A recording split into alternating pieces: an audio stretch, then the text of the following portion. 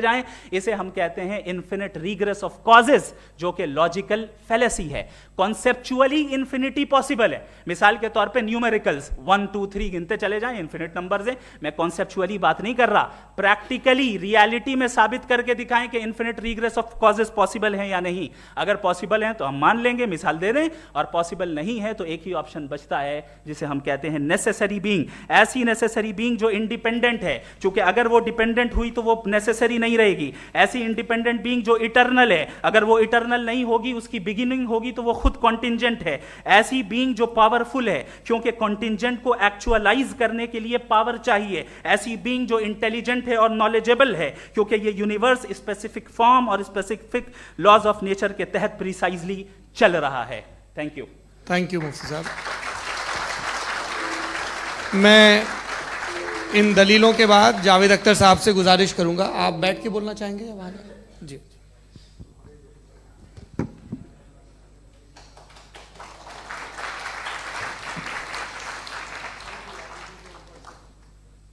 पहले तो मैं मुफ्ती साहब को एक अच्छी खबर देना चाहूँगा कि मेरी नॉलेज साइंस के बारे में बड़ी मामूली है, तो आप फिक्र ना करें उसकी, लेकिन कुछ कॉमन सेंस है मुझ में। देखिए, ये खुदा का तस्वुर कोई नया तस्वुर नहीं है, ये सदियों से रहा है। ये कुछ रिलीजन 3000 साल पुराने होंगे, 4000 साल पुराने होंगे, लेकिन इंसान कोई 10,000 12,000 साल से एग्जिस्ट करता है होमो सेपियन की शक्ल में, और हमेशा कुछ ना कुछ मज़हब रहे। ये मज़हब जाहिलों के नहीं थे, ये मज़हब एक ऐसी ग्रीक सोसाइटी के थे जहाँ बड़े बड़े फिलोसफर्स पैदा हुए। ये मज़हब इजिप्शियंस के थे जिन्होंने पिरामिड्स बनाए थे। ये रोमन्स के थे कि जिनका आर्किटेक्चर और सेनेट यानी पहली बुनियाद डेमोक्रेसी की लिमिटेड थी, मगर डेमोक्रेसी थी, ये उन लोगों ने किए थे। तो इनका जो जुपिटर था, रा था, ज़्यूस था, उन्हें उस पर इतना ही एतमाद था जितना आज किसी मजहबी आदमी को अपने खुदा पे होगा। क्रिश्चियनिटी आने से पहले यूरोप में एक मज़हब था, जर्मेनिक रिलीजन। उसका एक खुदा था, उसकी एक बीवी थी, उसके 2 बेटे थे, एक बेटी थी। फिर जर्मनी में जब यूरोप में क्रिश्चियनिटी आई तो वो खुदा, उसकी बीवी और पूरे ख़ानदान चला गया। तो हमने, अगर हम हिस्ट्री देखें तो खुदा जो हैं वो ज़्यादातर फ़ानी है, वो हमेशा रहे नहीं।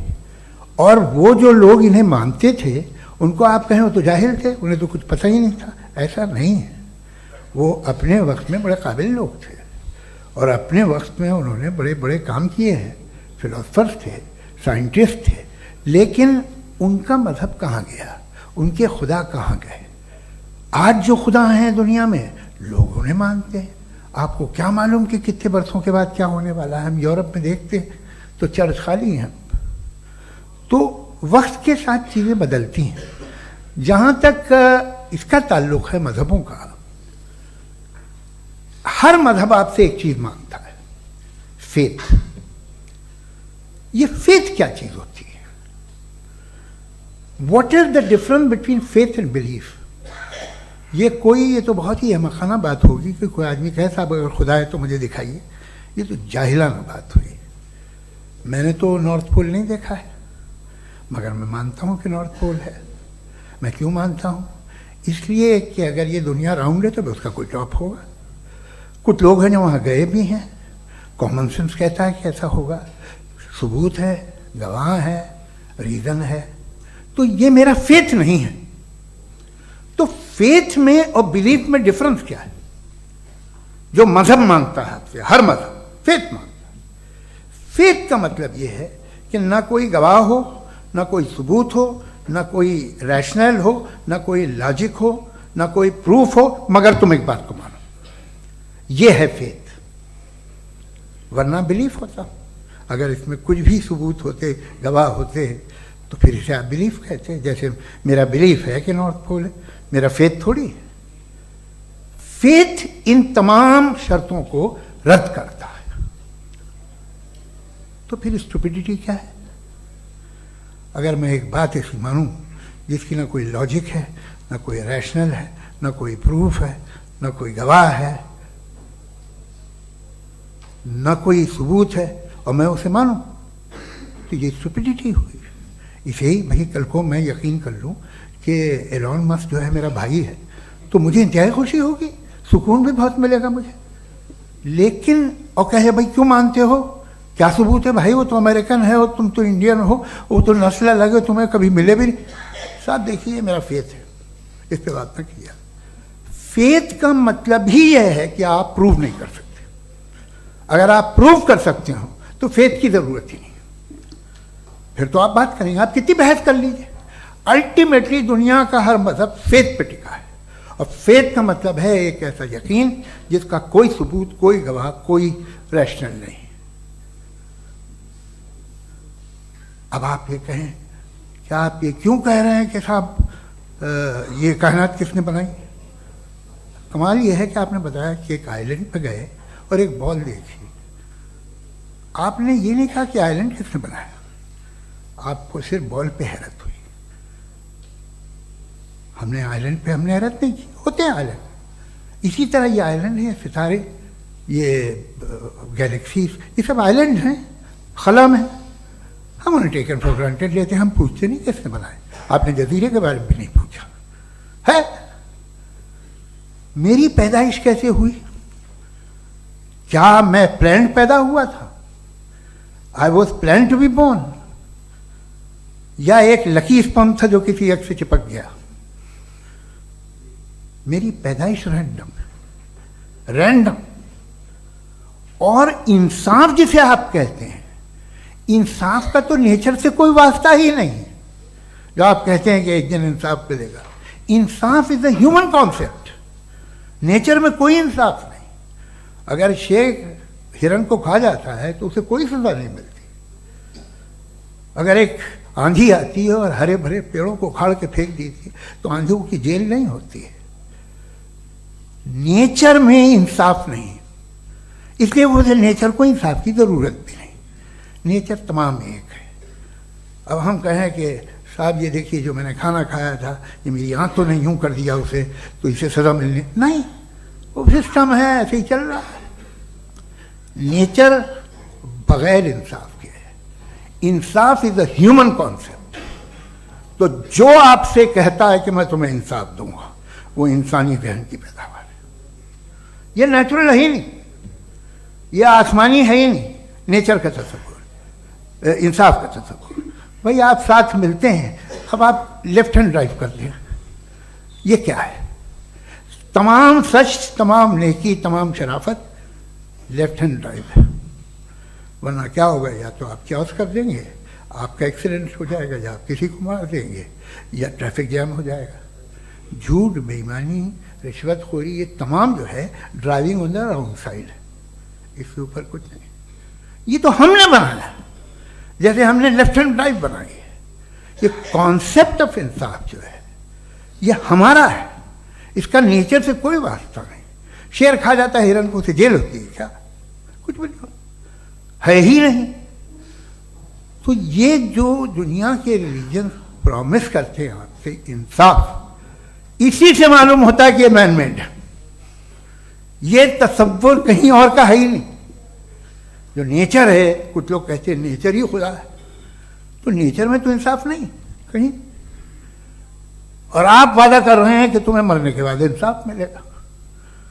मुझे अगर मिलेगा तो मैं बहुत खुश हूँगा, लेकिन मैं यकीन नहीं कर पाता हूँ, इसलिए कि मैं फेथ नहीं पैदा कर सकता। The very fact that religions demand faith, इसका मतलब है कि उनके पास जस्टिफिकेशन नहीं है।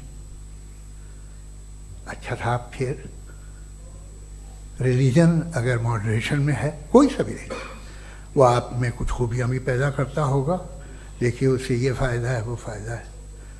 अल्कोहल जो है वो ज़्यादातर दवाओं में यूज़ होती है, और एक सर्वे किया गया था अमेरिका में कि लॉन्जिटिविटी किन लोगों की है। तो एक तरफ वो लोग थे जो शराब पीते ही नहीं थे, और एक तरफ वो थे जो एक बोतल शराब रोज़ पीते थे। सबसे ज़्यादा लंबी उम्र उनकी है जो 2 पैग नाप के शराब पीते और खाना खाते हैं। मगर हम शराब को बुरा समझते हैं, मैं भी बुरा समझता हूँ। क्यों? ऐसा होता नहीं। कुछ चीज़ों में आदत होती है कि वो बढ़ती है। आज तक में एक आदमी दूध पीता है, आप 10 साल बाद भी मिलेंगे तो एक ही गिलास पीता होगा। ऐसा नहीं होता, सुबह से दूध पीता रहता है। मिल्कोहलिक मैंने नहीं देखे, अल्कोहलिक होते हैं। ये टेंडेंसी है मजहब की कि वो बढ़ता है, जैसे कैंसर बढ़ता है, जैसे शराब बढ़ती है। कुछ लोग होंगे जो उसे सही तरह से यूज़ करते हैं। मुझे यकीन है कि हमारे मुफ्ती साहब भी उनमें से एक हैं, इनसे बहुत खुशी हुई मुझे इनसे मिलकर।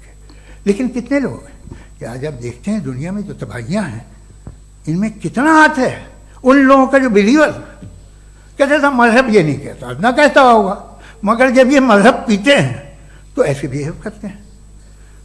थोड़ा सा अगर हो तो शायद बहुत अच्छी बात, लेकिन शराब थोड़ी सी नहीं रहती, उसमें टेंडेंसी है। पहले थोड़ा सा अगर 2-3 कैंसर के सेल हो ना बॉडी में तो आदमी स्लिम रहेगा, लेकिन वो 2-3 सेल नहीं रहते, वो मल्टीप्लाई होते हैं।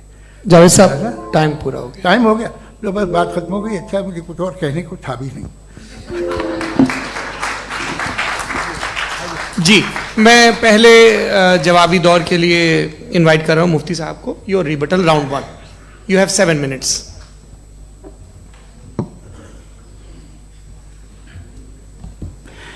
Thank you very much Javed साहब। आपकी बात को सुनकर बड़े महजूज हुए हम लोग। महजूज, do you understand? We enjoyed. Okay, अब थोड़ा सा लॉजिकली उसको हम लोग देखते हैं। दरअसल हम लोगों ने कल गुजारिश की थी मुफ्ती साहब से भी, जावेद साहब से भी, कि हिंदुस्तानी ज़बान आम फहम सबको समझ में आ जाए और जहां कहीं आप मुश्किल शब्द इस्तेमाल करें वहां बताते भी चलें। Thank you. तो सबसे पहले हमारे रिस्पेक्टेड जावेद साहब ने हवाला दिया कि खुदा फ़ानी है। कितने मजहब आगे चले गए, किसी ने जुपिटर को खुदा माना, किसी ने किसी को माना। मैं कहता हूं जिसने कॉन्टिंजेंट चीज को खुदा माना, गलत माना, वो खुदा ही नहीं, वो खुदा ही नहीं है। हम तो नेसेसरी बीइंग को साबित करने बैठे हैं, वो नेसेसरी कॉज जो इटरनल है, जो अबदी भी है और अजली भी है। हम किसी और को साबित करने नहीं बैठे। दूसरी चीज उन्होंने कहा कि फेथ एंड बिलीफ, ये एक ऐसी डेफिनेशन है फेथ की जो इन्होंने पहली मर्तबा पेश की है, या माफ कीजिएगा इन्होंने पहली मर्तबा पेश नहीं की है, रिचर्ड डॉकिंस ने पहली मर्तबा पेश की है। मुझे मालूम है ये सोर्स कहां से है। एपिस्टेमोलॉजिकली फेथ और बिलीफ का फर्क आप इस तरह नहीं कर सकते सर। फेथ सही भी होता है, गलत भी होता है, बिलीफ सही भी होता है, गलत भी होता है। जो लॉजिक, रीजन और एविडेंस से बैक्ड होगा वो फेथ सही होगा। और आप जिस फेथ की बात कर रहे हैं कि इलॉजिकल है और उसके पीछे नहीं है, तो we are on the same page. हम नहीं मानते उस फेथ को, जो फेथ ऐसा हो जिसके पीछे कोई लॉजिक ना हो, एविडेंस ना हो, हम नहीं मानते। हम तो उस फेथ के कायल हैं जिसके पीछे लॉजिक हो और एविडेंस हो। तो बिलीफ सही भी होता है, गलत भी होता है, फेथ भी सही होता है और गलत भी होता है। तो आज फेथ और बिलीफ के डिफरेंस पे बात नहीं हो रही। आज आप चाहे फेथ एक्सेप्ट कर लें या बिलीफ एक्सेप्ट कर लें, आज ये बात होगी कि ट्रूथ क्या है। चाहे ट्रू बिलीफ सही है या ट्रू फेथ सही है, और फॉल्स फेथ क्या है और फॉल्स बिलीफ क्या है, बात इस पे हो रही। दूसरी चीज इन्होंने पूछा स्टुपिडिटी फिर क्या है। अगर फेथ रिलीजन स्टुपिडिटी नहीं है तो और क्या है? चूंकि फेथ का मुतालबा करते हैं तो स्टुपिडिटी क्या है? मैं कहता हूं स्टुपिडिटी एथिज्म है। उसकी वजह यह है कि आप एक सड़क पे जा रहे हो और आप किसी गार्डन में जाएं और देखें वहां लिखा है फूलों के साथ I love Javed Akhtar, and I really do, I love you sir. So जब आप वहां पर पहुंचे तो वहां पहुंचकर अब ये बताएं, क्या आप ये कहेंगे वाह व्हाट अ नेचुरल सिलेक्शन? ये क्या नेचुरल सिलेक्शन है? नहीं, ये प्रिसाइजली डिजाइंड है, इसके पीछे डिजाइनर है। लिहाजा अगर कोई एक ऐसी कॉमन सेंस की बात को कबूल नहीं कर रहा है कि यूनिवर्स जो इतने प्रिसाइजली काम कर रहा है, हम कह दें कि खुद ब खुद बन गई, मैं समझता हूं इससे बड़ी स्टुपिडिटी और कुछ नहीं है। ये इर्रेशनल चीज है। फिर हमारे सर ने कहा कि आपने बॉल पे फोकस किया, आइलैंड पे फोकस नहीं किया।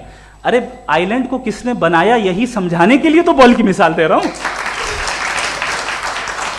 और बॉल भी कॉन्टिंजेंट है, आइलैंड भी कॉन्टिंजेंट है, दोनों नेसेसरी बीइंग का मुतालबा करते हैं। आगे इन्होंने कहा कि नेचर में कोई इंसाफ नहीं है, हम डिसाइड करते हैं कि मोरालिटी क्या होती है, इंसाफ क्या होता है। हम डिसाइड करते हैं, जैसे ड्राइविंग सीट में ट्रैफिक वाला, ये तो किसी खुदा ने नहीं कहा, ये है, इसे कहते हैं फॉल्स इक्विवेलेंस, ये एक लॉजिकल फेलेसी है। आपने जो है मिसाल दी ड्राइविंग की और ट्रैफिक की, ये सब्जेक्टिव मोरालिटी है। आप सब्जेक्टिव मोरालिटी को मिसाल बनाकर ऑब्जेक्टिव मोरालिटी के ऊपर नहीं थोप सकते। इंसाफ की ऑब्जेक्टिव मोरालिटी है। अगर आप ये कहते हैं कि नेचर में इंसाफ नहीं है, तो इंसाफ का न होना ये नेचुरल हुआ, तो फिर नेचर को नेचर रहने दे, क्यों हम इतना स्ट्राइव कर रहे हैं दुनिया में इंसाफ लाने के लिए? ये तो इलॉजिकल बात है, इर्रेशनल बात है।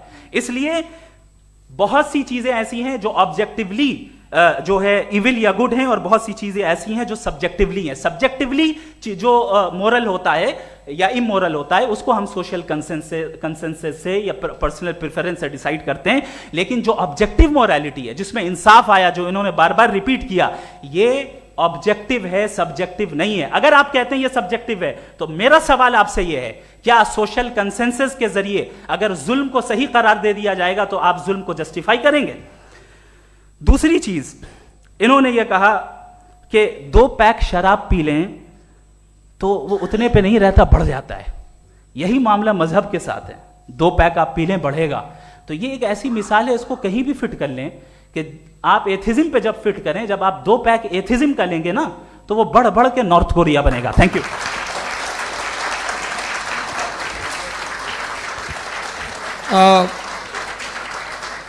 फर्स्ट राउंड के रिबटल के लिए मैं जावेद साहब को इनवाइट कर रहा हूं। आपके पास 7 मिनट का वक्त है, रीसेट कर दीजिएगा प्लीज। मुझे इस बात की खुशी है कि मुफ्ती साहब ने भी मान लिया कि नेचर में कोई इंसाफ नहीं है। तो कोई भी चीज़ जो इंसान ने नहीं बनाई है उसमें इंसाफ नहीं होता है। एक बात मैं आपसे अर्ज़ करूँ, जरा पता लगा लीजिएगा, ये जो आप बाग में जाते हैं बेहद खूबसूरत फूल देखते हैं ना, इनमें से कोई नेचुरल नहीं है। ये सारे फूल क्रॉस करके बनाए गए हैं। जो जंगल में फूल होते हैं नहायत मामूली होते हैं। ये फूल इंसानों ने बनाए हैं। जो आप बाग में देख के वाह वाह कहते हैं, ये इंसानों के बनाए हुए हैं। डिफरेंट फूलों को क्रॉस करके, डेवलप करके, फिर क्रॉस करके इस तरह से बनाए गए। नेचुरल फ्लावर नहीं। किसी जंगल वीरान में जाके आप गुलाब के फूल नहीं देखेंगे। ये सब बनाए हुए इंसान ने, बहुत से काम इंसान ने किए। बाकी है कि आपने मेरी एक बात का जवाब नहीं दिया, जिससे मुझे शिकायत है कि फेथ क्या है और आप फेथ मांगते क्यों हैं मुझसे? आप तो लॉजिकल हैं, आपके पास तो सारे रैशनल्स हैं, आपके पास सारे सबूत हैं, तो आपको फेथ की डिमांड क्यों करते हैं कि भाई तुम सरेंडर कर दो और सवाल मत करो? कोई मजहब सारे सवाल करने की इजाजत नहीं देता है और मना करता है कि ज़्यादा सवाल ना करो, बहक जाओगे तुम। आप क्यों रोकते हैं? हकीकत यह है कि इंसानी तारीख क्या है। इंसानी तारीख ये है कि दुनिया में 2 तरह के लोग हुए। एक वो जिन्होंने अपनी लाइल्मी की परस्तिश की है, दूसरे वो जिन्होंने अपनी इग्नोरेंस या लाइल्मी से झगड़ा किया है और मालूम किया है कि क्या है। ये जो आप कह रहे हैं, आज आप हैरान हैं कि भाई ये यूनिवर्स कैसे बनी। लोग हैरान थे कि सूरज डूबता है तो इधर से कैसे निकलता है।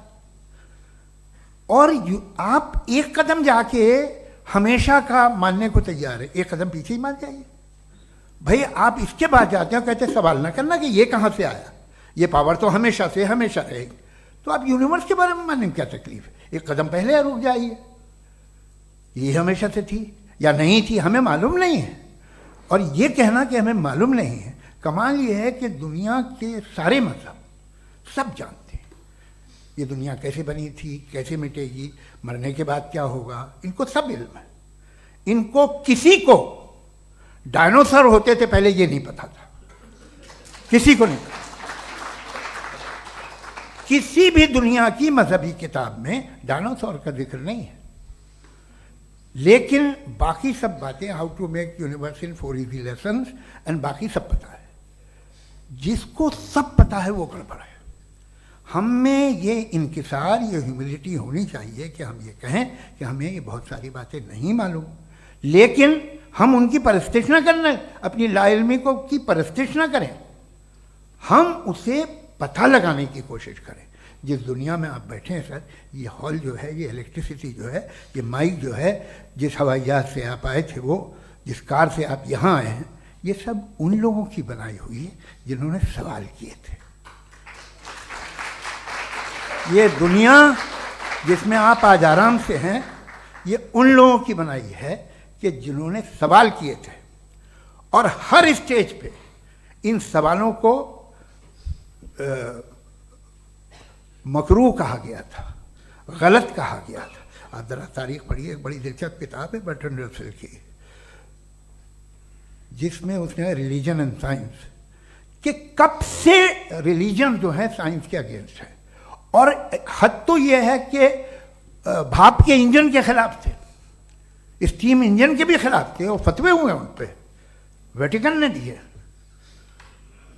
तो ये हमेशा, अभी जैसे ही ये राइट विंगर आते हैं अमेरिका में पावर में, तो वो जो अपना ये क्या बोलते हैं उसे, सीड क्या बेटे, सीड क्या जो, हाँ नहीं सीड जो होते हैं जिन पे जी, नहीं भाई, वो जो ह्यूमन बॉडी के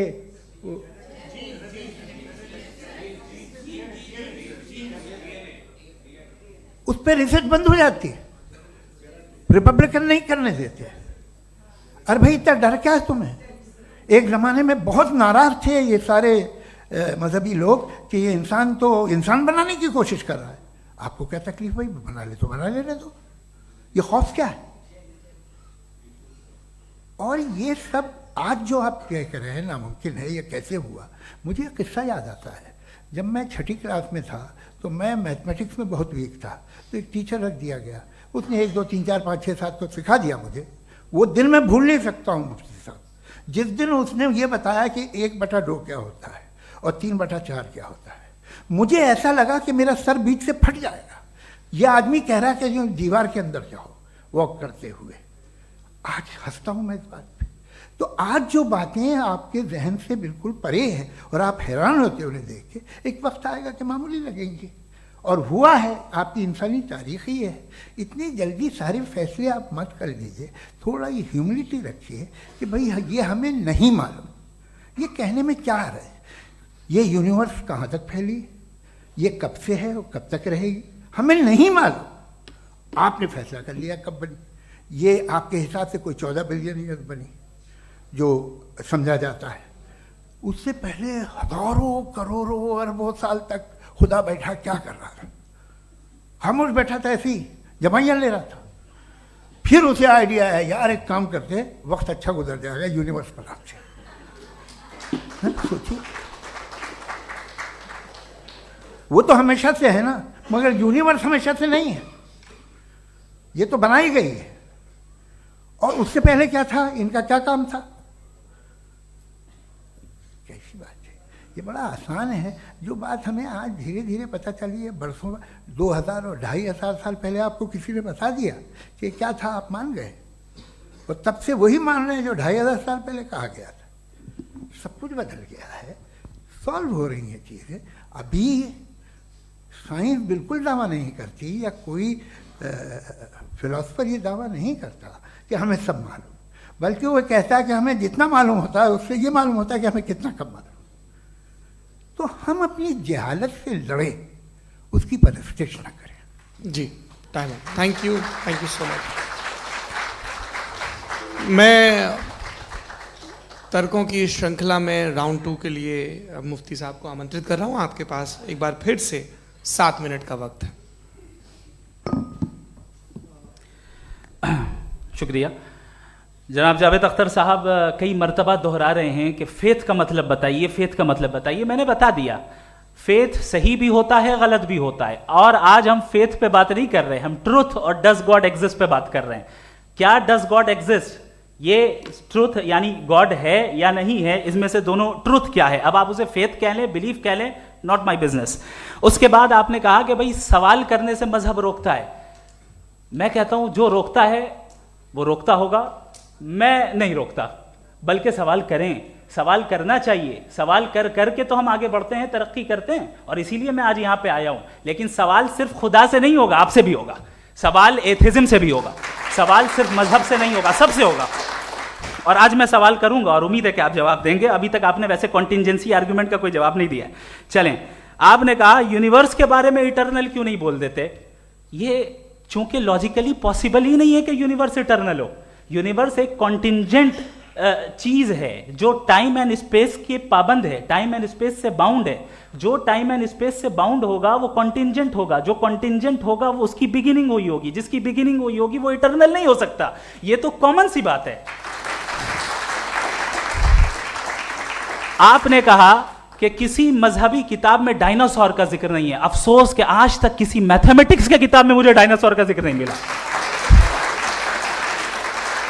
तो इसका मतलब मैथमेटिक्स की किताब बेकार है? नहीं, उसका वो टॉपिक नहीं है। रेवलेशन का और मजहबी किताबों का टॉपिक ये नहीं है कि आपको आके बताए साइकिल कैसे बनाते हैं, या आकर ये बताएं कि जो है डायनासोर कब था। वो तो मोरालिटी सिखाने आया है, गॉड के बारे में बताने आया, नॉन फिजिकल रियलिटी की हकीकत को सिखाने के लिए आया। रिलीजियन साइंस को रोकता है? नहीं रोकता। अगर रोकता है तो गलत करता है। रिलीजियन साइंटिज्म को रोकता है, जिसमें हमारे जावेद साहब मुब्तला हैं। साइंस और साइंटिज्म में फर्क है। साइंटिज्म यह है कि आप समझें कि साइंस और साइंटिफिक मेथोडोलॉजी ये नॉलेज को हासिल करने का वाहिद सोर्स ऑफ नॉलेज है। यह है साइंटिज्म। हम इसे रिजेक्ट करते हैं। हम साइंस को तो तरक्की करते हैं, भाई आप हमारी पूरी तारीख कर लें, पढ़ लें तो आपको पता चल जाएगा। बहरहाल ये अलग टॉपिक है। उसके बाद इन्होंने एक लफ्ज कहा, वेटिकन ने फतवा दिया। वेटिकन का फतवे से कोई ताल्लुक नहीं है, दोनों कॉन्ट्राडिक्टरी अल्फाज हैं। उसके बाद उन्होंने कहा कि भाई हमें नहीं मालूम। अगर नहीं मालूम तो क्लियरली कह देना कि नहीं मालूम है, इसमें क्या हर्ज है? तो वही तो मैं कह रहा हूं ना कि आप कह दें कि नहीं मालूम, लेकिन क्लेम क्यों कर रहे हैं कि गॉड एग्जिस्ट नहीं कर रहा है?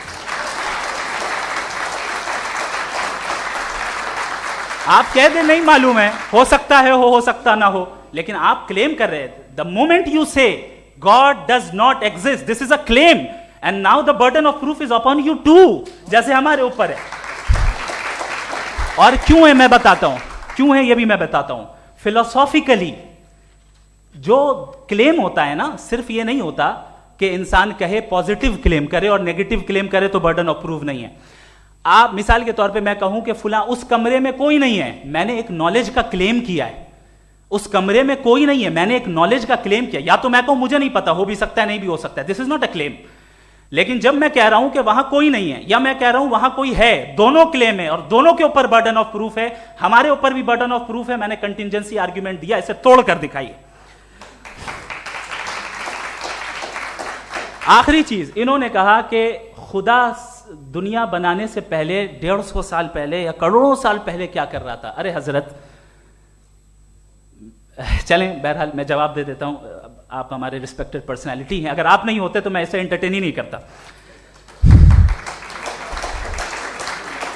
टाइम ये 100 साल पहले या 100 साल बाद, पहले बाद में अभी, ये वो अल्फाज हैं जिनका ताल्लुक टाइम से है। टाइम शुरू ही हुआ है यूनिवर्स की बिगिनिंग के बाद, तो उसके पहले खुदा क्या कर रहा था? सवाल इलॉजिकल है, ये फेलेसी है। यानी आप ये कह रहे हैं कि यूनिवर्स के बनने से पहले खुदा क्या कर रहा था? टाइम के बनने से पहले, पहले का ताल्लुक टाइम से, टाइम उस वक्त था ही नहीं, तो ये सवाल ही इनवैलिड है खुदा के ताल्लुक से। दूसरी चीज, आर्ग्यूमेंट ऑफ कंटिंजेंसी जो मैंने आपके सामने पेश की है, आपने बार बार ये प्रूफ किया और ये कह रहे हैं कि गॉड ऑफ गैप्स। देखिए पहले नहीं मालूम था, साइंस ने कर दिया। सिंपल की मिसाल से मैं समझा देता हूं। जिस गैप्स की आप बात कर रहे हैं ना, साइंस उन गैप्स को जिन चीज के जरिए भी प्रूव करेगा वो कॉन्टिंजेंट ही होगा। अब चाहे वो फोर्स हो, मैटर हो या एनर्जी हो।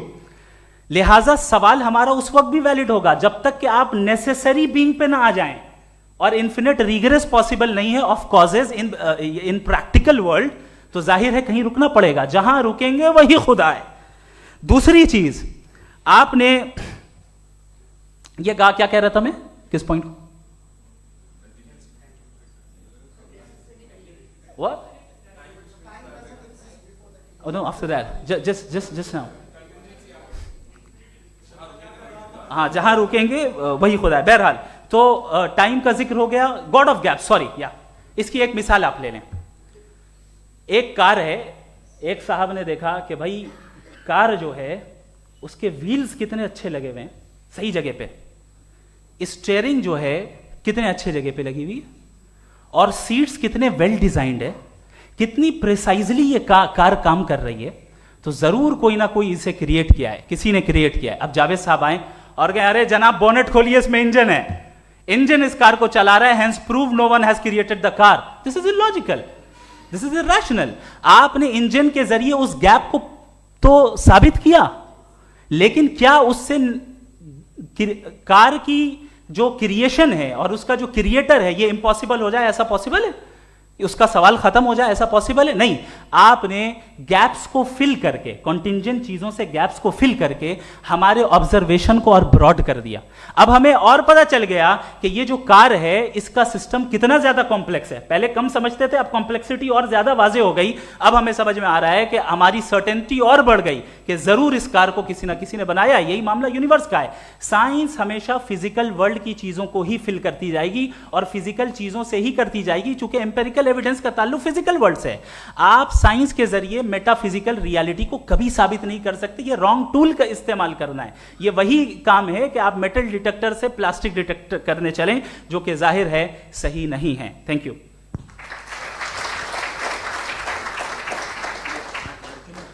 जी, ये आर्ग्यूमेंट का राउंड 2 है। हाँ। 7 मिनट है। पहले तो मैं आपसे अर्ज करूं कि आपने कहा कि जब कायनात ही नहीं थी तो वक्त भी नहीं था, कुछ भी नहीं था। कैसे नहीं था? खुदा था। एक एग्जिस्टेंस तो था ना खुदा का। तो जब खुदा था तो वक्त भी होगा। ऐसा नहीं कि कुछ भी नहीं था, खुदा था। अच्छा, बाकी है कि आपने कहा साहब आप साबित कीजिए, आपके पास भी लॉजिक है, मेरे पास भी लॉजिक है। आप मेरा जिम्मेदारी नहीं है साबित करना कि खुदा है। बर्ट्रैंड रसेल ने बड़ी अच्छी बात कही। बर्ट्रैंड रसेल ने एक बड़ी अच्छी बात कही। मैं आपसे अगर ये दावा करूं कि एक चाय की केतली मरीख के चारों तरफ घूम रही है, मार्स के चारों तरफ, तो ये आपका काम नहीं है कि आप साबित करें कि कोई चाय की केतली नहीं है। ये मेरा काम है, मैंने दावा किया है। ये दावा तो मजहबी लोग करते हैं कि खुदा है। मैं क्यों साबित करूं कि नहीं है? जब तक आप मुझे कन्विंस नहीं कर देंगे मैं नहीं मानूंगा। आपकी जिम्मेदारी है, मेरी जिम्मेदारी नहीं है। दोयम ये कि ये जो आप कह रहे हैं, जो गैप्स हैं, ये गैप जब जब किसी मजहब को चैलेंज करते हैं, जब ऐसा कोई बात आती है तो हंगामा हो जाता है कि जब वो चैलेंज करें किसी फेथ को। ये तमाम साइंस जो है इसे मुख्तलिफ जगहों पे मुख्तलिफ वक्तों में मजहब ने रोकने की कोशिश की है। ये किताब है religion and science, Bertrand Russell की, पढ़िएगा, अच्छी लगेगी आपको। तारीख ही है साइंस, मजहब की साइंस से उसका यही रिश्ता है। अच्छा, अब ये हम सोचें कि बहरहाल ये वजूद जो है मजहब और ये बिलीव इन गॉड इंसान को बेहतर बना देता है।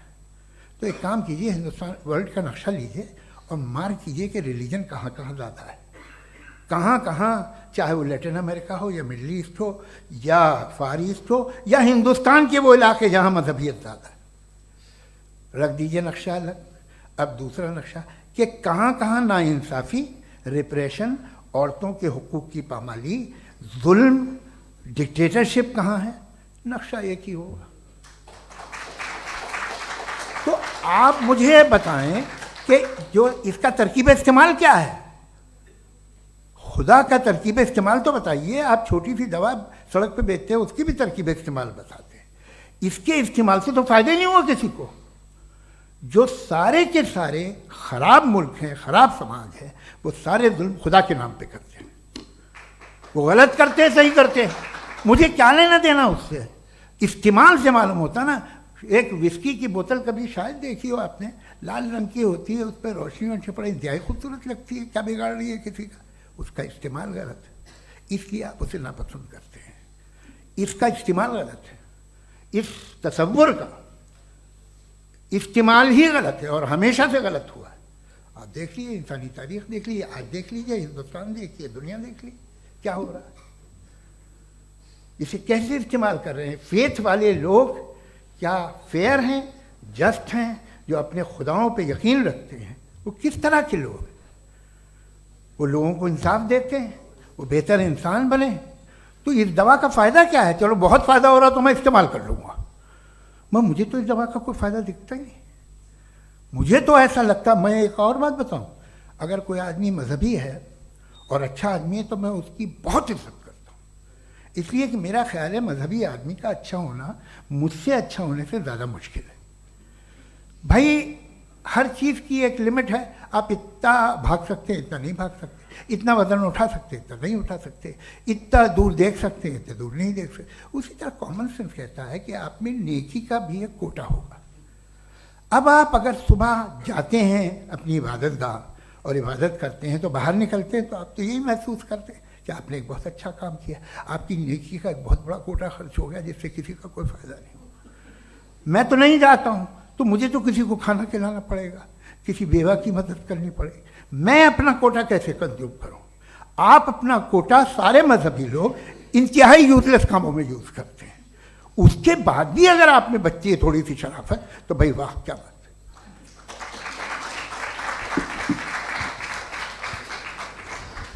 एक तो मुझे ये बात बहुत अच्छी लग रही है कि दोनों ही विद्वान समय को मानते हैं और बहुत समय से अपनी दलीलें और बाज दफ़ा समय से पहले अपनी तकरीरें पूरी करके अपनी अपनी कुर्सी पर बैठ रहे हैं। ये इस आर्ग्यूमेंट का राउंड 2 पूरा हुआ। अब रिबटल का राउंड 2 है और उसके बाद क्रॉस एग्जामिनेशन होगा। नहीं, आपका आर्ग्यूमेंट हो गया सर। हमारे यहाँ स्कूल के सिलेबस में पंच परमेश्वर कहानी पढ़ाई जाती है प्रेमचंद जी की लिखी हुई। आप निश्चिंत रहिए, आपके कोई राउंड में मिस नहीं होने दूंगा। रिबटल का राउंड 2 मुफ्ती शमाइल नदवी साहब।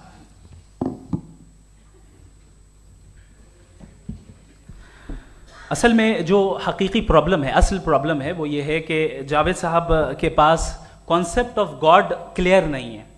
इन्होंने कहा कि कायनात से पहले खुदा तो था, तब भी तो टाइम होगा। ये टाइम कायनात का हिस्सा है। हम खुदा, उस खुदा को मानते हैं नेसेसरी बीइंग का टाइमलेस होना जरूरी है, चूंकि वो टाइम का क्रिएटर है। जब उसने टाइम को क्रिएट किया तो वो खुद टाइम पे कैसे होगा? उसने जब स्पेस को क्रिएट किया तो खुद स्पेस में कैसे होगा? अगर वो टाइम एंड स्पेस को पहले से ही उसका पाबंद है तो फिर किस चीज को उसने क्रिएट किया? लिहाजा ये सवाल गलत है कि खुदा था तो टाइम होगा। बिल्कुल नहीं, टाइम के पाबंद हम हैं, खुदा नहीं है। हम फिजिकल वर्ल्ड से ताल्लुक रखते हैं, वो मेटाफिजिकल रियलिटी है। दूसरी चीज इन्होंने मिसाल दी कि चाय की केतली हवा में घूम रही होगी, और पता नहीं शायद वो बर्टन रसल का उन्होंने हवाला दिया। बहरहाल यही प्रॉब्लम है। प्रॉब्लम यही है कि हम चीजों के दरमियान डिफरेंशिएट नहीं कर पाते हैं। ये जो आपने मिसाल दी ये इमेजिनेशन है, और मैं जो साबित कर रहा हूं वो लॉजिकल नेसेसिटी है। आप इमेजिन करने आए तो कुछ भी करें, जुपिटर में पिंक एलिफेंट होगा, यूनिकॉर्न होगा, करें, उससे कायनात पे क्या फर्क पड़ता है? उससे आप लॉजिकल नेसेसिटी साबित नहीं कर सकते। मैं तो उस प्राइम कॉज की बात कर रहा हूं, उस नेसेसरी बीइंग की बात कर रहा हूं जिसके बगैर इस कायनात का एग्जिस्टेंस मुमकिन नहीं है। दूसरी चीज, मजहब को साइंस चैलेंज करती है वगैरह वगैरह, ये हमारा टॉपिक ही नहीं है। मैं इस पे बात करूंगा तो फिर मेरा वक्त चला जाएगा। मजहब के ऊपर चूंकि हमारी डिस्कशन नहीं है, साइंस को मजहब और बिलखुसूस मैं और हमारा वर्ल्ड व्यू कम अज कम साइंस को पीछे नहीं करता है, साइंटिज्म की मजम्मत करता है। इसकी वजाहत मैंने पहले कर दी। दूसरी चीज इन्होंने कहा वर्ल्ड का नक्शा लीजिए, वर्ल्ड मैप लीजिए, 2 अलग अलग जगह की। हजरत, मैंने ये होमवर्क किया था और मैंने मिडिल ईस्ट का एक नक्शा लिया और यूरोप का एक नक्शा लिया। ये मजहबी इलाका और ये लिबरल और एथीस्ट इलाका। मुझे पता चला कि सबसे ज्यादा रेप केसेस जो हैं वहां पर है।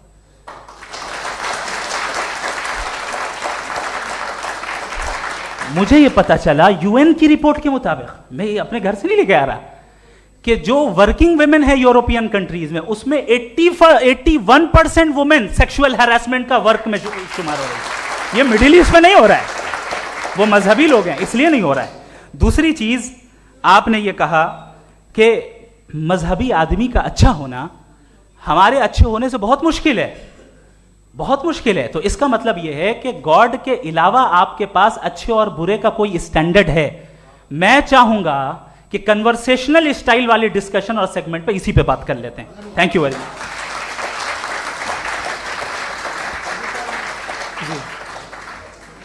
ये रिबटल का राउंड 2 है। आपके पास 5 मिनट का वक्त है और इसके बाद क्रॉस एग्जामिनेशन शुरू करेंगे। आप चाहें तो जो इन्होंने सवाल पूछे उनके जवाब आप रिबटल में भी दे सकते हैं। जी जी, देखिए, पहले तो ये बात कि ये मिसाल गलत नहीं है, गलत है।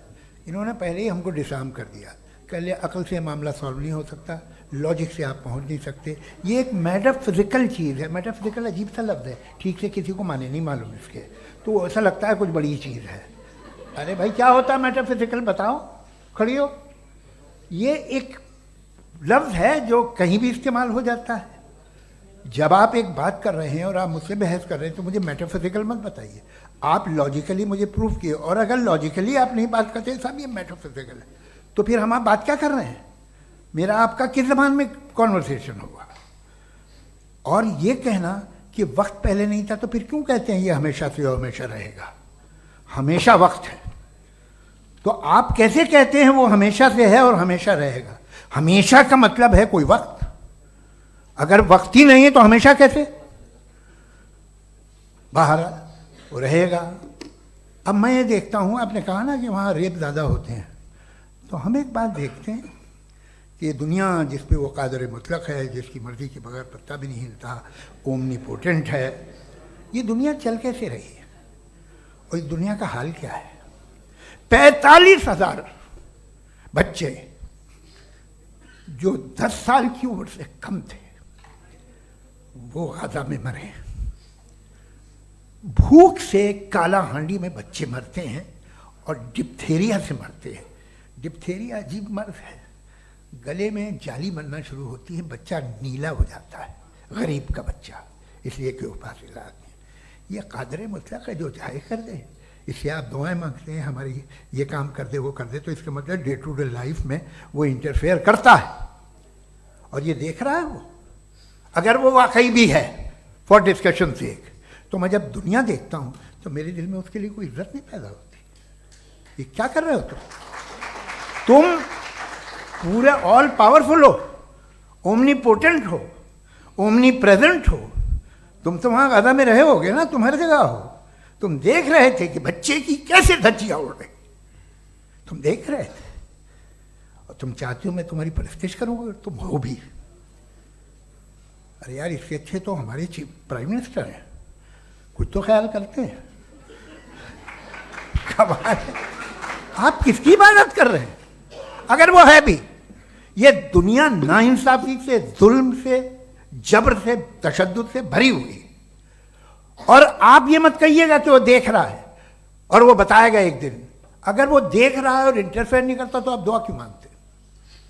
आप कहते हैं मेरा ये काम करा दे, इसके मतलब है वो दखल दे सकता है, वो आपको नौकरी दिलवा सकता है, भले दूसरे आदमी को ना मिले, मगर आपका काम कर देगा चूंकि आपने दुआ मांगी है।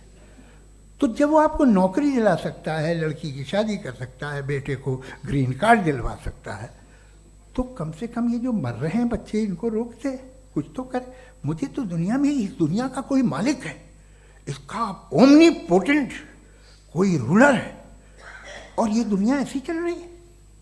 मैं तो चाहूँगा कि भाई ना हो, अगर हो तो बड़ी शर्मिंदगी की बात है। शुक्रिया।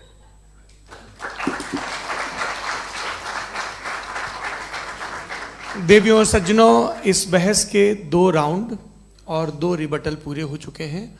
अब सबसे ज़रूरी और सबसे मुश्किल राउंड शुरू हो रहा है, क्रॉस एग्जामिनेशन का। अब इन विद्वानों की सज्जनता की एक परख भी होगी, और वक्त हमने 16 मिनट का तय किया है। पहला सवाल आप पूछना चाहेंगे? जी बिल्कुल। पहले बोले भी आप माइक ले लीजिएगा हाथ में, ये नीचे से ऑन हो जाए। जी मैं बोलता हूँ, ये डायस हटा सकते हैं क्या हम थोड़ा क्विकली? डायस पीछे कर दीजिए बस थोड़ा सा, है, ताकि ये जो दाएं बाएं लोग बैठे हैं, इसे हटा ही दीजिए। अब हम वहाँ तो जाने वाले नहीं, आराम से आराम से दोनों तरफ से हटा दीजिए।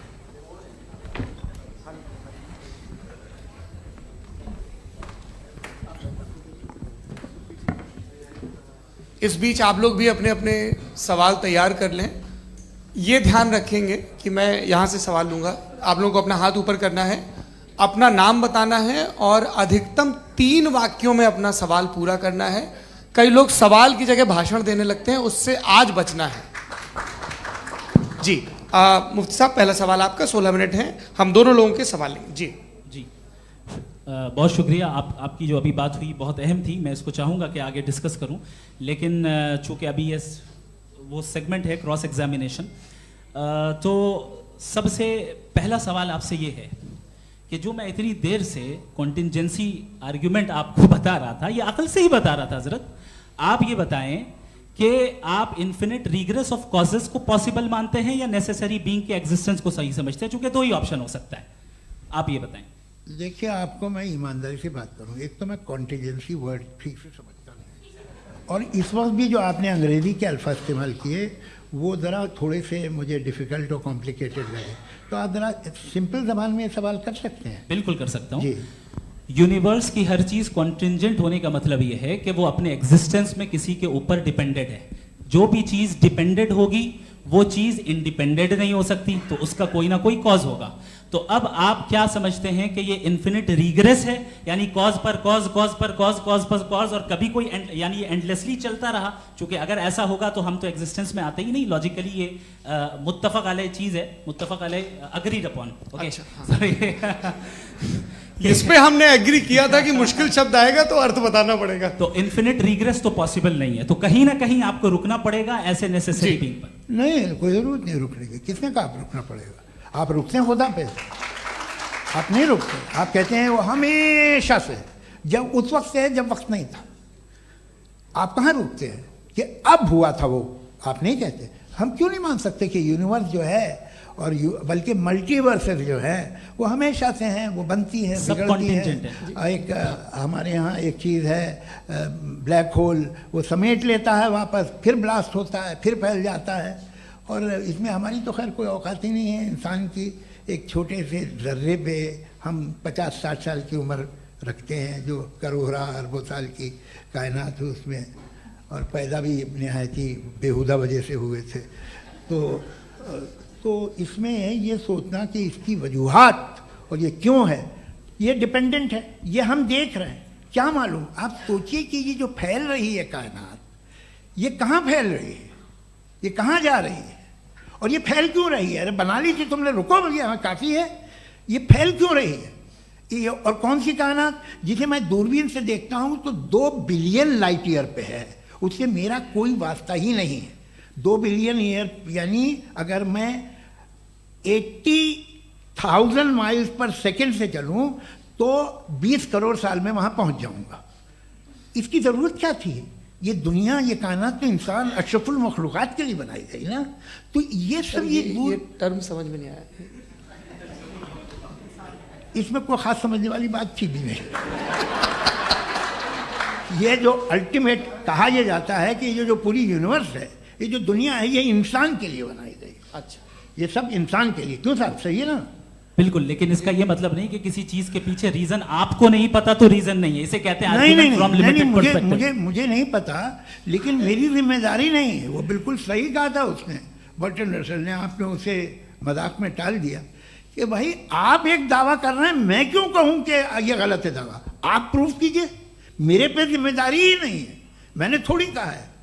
आप प्रूफ कीजिए कि ये सही है। आप आर्ग्यूमेंट ऑफ कंटिजेंसी आप का जवाब कोई ही नहीं दे सवाल रहे हैं। पूछना चाहेंगे? है? आप सवाल पूछना चाहेंगे मुफ्ती साहब से? क्योंकि ये क्रॉस एग्जामिनेशन का दौर है। आप जैसे पहले बोल रहे थे फेथ को लेके कुछ। मैं ये पूछना चाहूँगा कि खुदा ने जो भी रेवलेशन किए हैं, एक मज़हब के नहीं, बहुत से मज़हबों में किए हैं, अलग अलग रेवलेशन है। कहीं कुछ एक बातें हैं, कॉन्ट्रडिक्शन भी है आपस में। कहीं कुछ आप कर सकते हैं, कहीं कुछ नहीं कर सकते। ऐसा नहीं है कि सबकी कोड ऑफ मॉरल एक है। तो